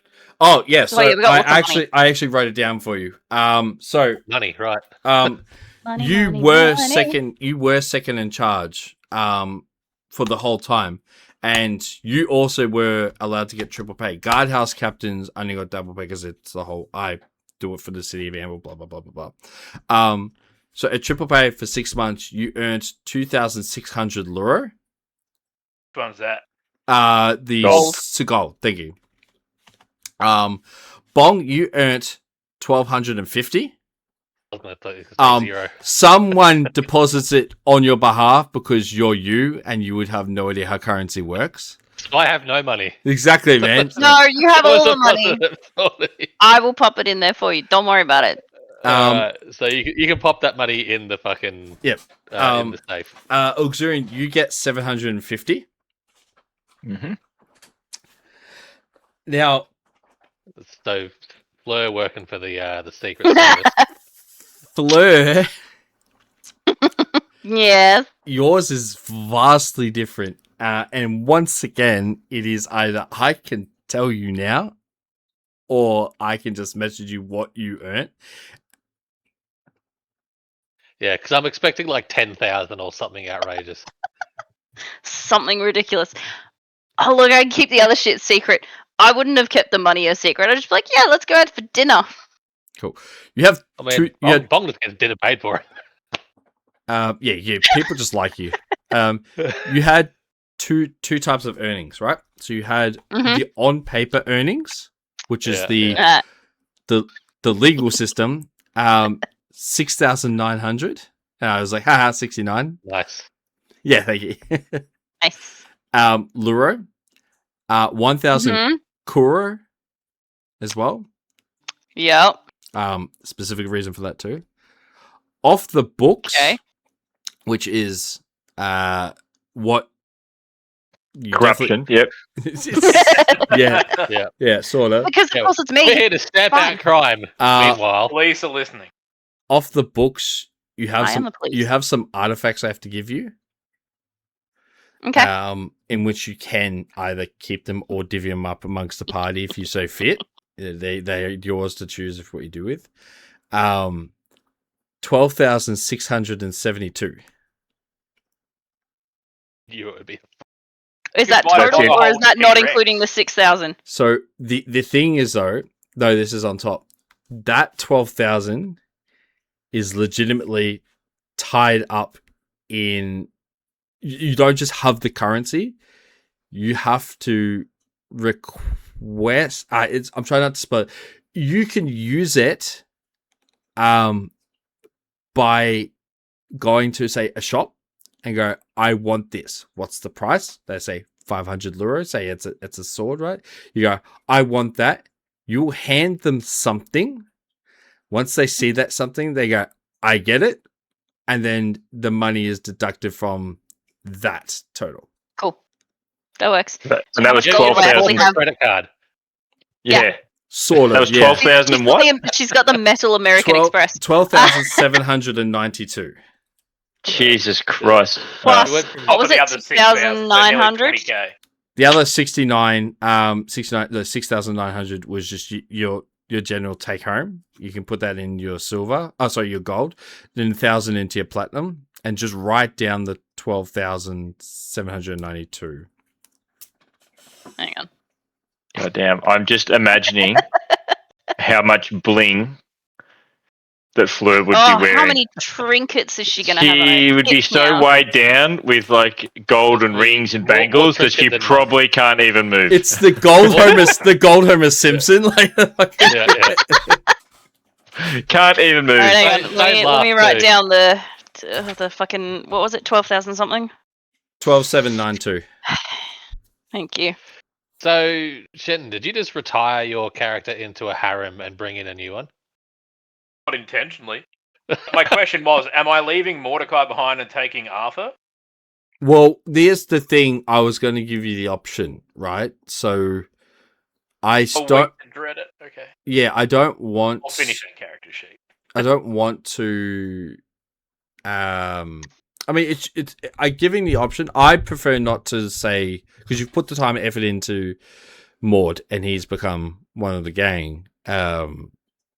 You would Third character I made last week. You loved his name. like it was. Actually, I picked the class show. I was really happy with it. We can't put him in, but Shaquille O'Heels. Secure Heels. Yeah, yeah, that's good. It's all right. I'll Third bring name ever. my I'll bring my paladin Aura Farmer. We can do it in the next party. That was a good one. Yeah. Do you know how long it took me to understand it? I was like, I don't get it. I was like, oh fuck, it's Aura Farmer. You literally named your paladin Aura Farmer. Yeah.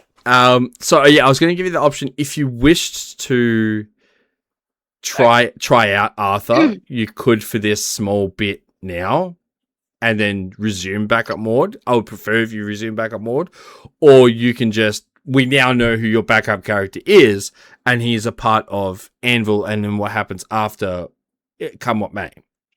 Backup character. What's that? I got that nervous last week. I literally made that cleric. Yeah. I mean, look, I have 73 characters in D&D Beyond, which is now a drop in the ocean compared to my wife. Yeah, your wife is No. You haven't heard. legitimately insane. What's the number you last heard? 100 and something. Okay, I looked over her shoulder at her D&D Beyond at the start of the week. She has 737 characters. Whoa! Oh, What the fuck? What? Yeah, I was like, surely are a you record. fucking- Jesus! Yeah, she's just like, oh yeah. I don't even. Well, I was just like, Are I they just all gone through one? random character generator. I was like, that's a fucking. I can't even count that high. Fuck. I have one Jesus. backup character, and I've got to talk to Dave about it. I have 0 backup characters because Bong will live forever. Yes. My backup character is basically Ilya. I was like, that's brazen, Luke. Yeah, but is it reverse? Like if it's brazen, is it now unbrazen? Is it like No, anti-Murphy law? nothing changes. I'll double down. It's fine. If it happens, I'll think. Oh, of did you something, read Mallet? Are you okay with it? Yes. It actually leads me into another question. Okay, go for it. I mean, this is all about like, Oh, can actually, I have? I just realized. Let me stop the stream. You're still going for it. Oh, Still going for it. Bye.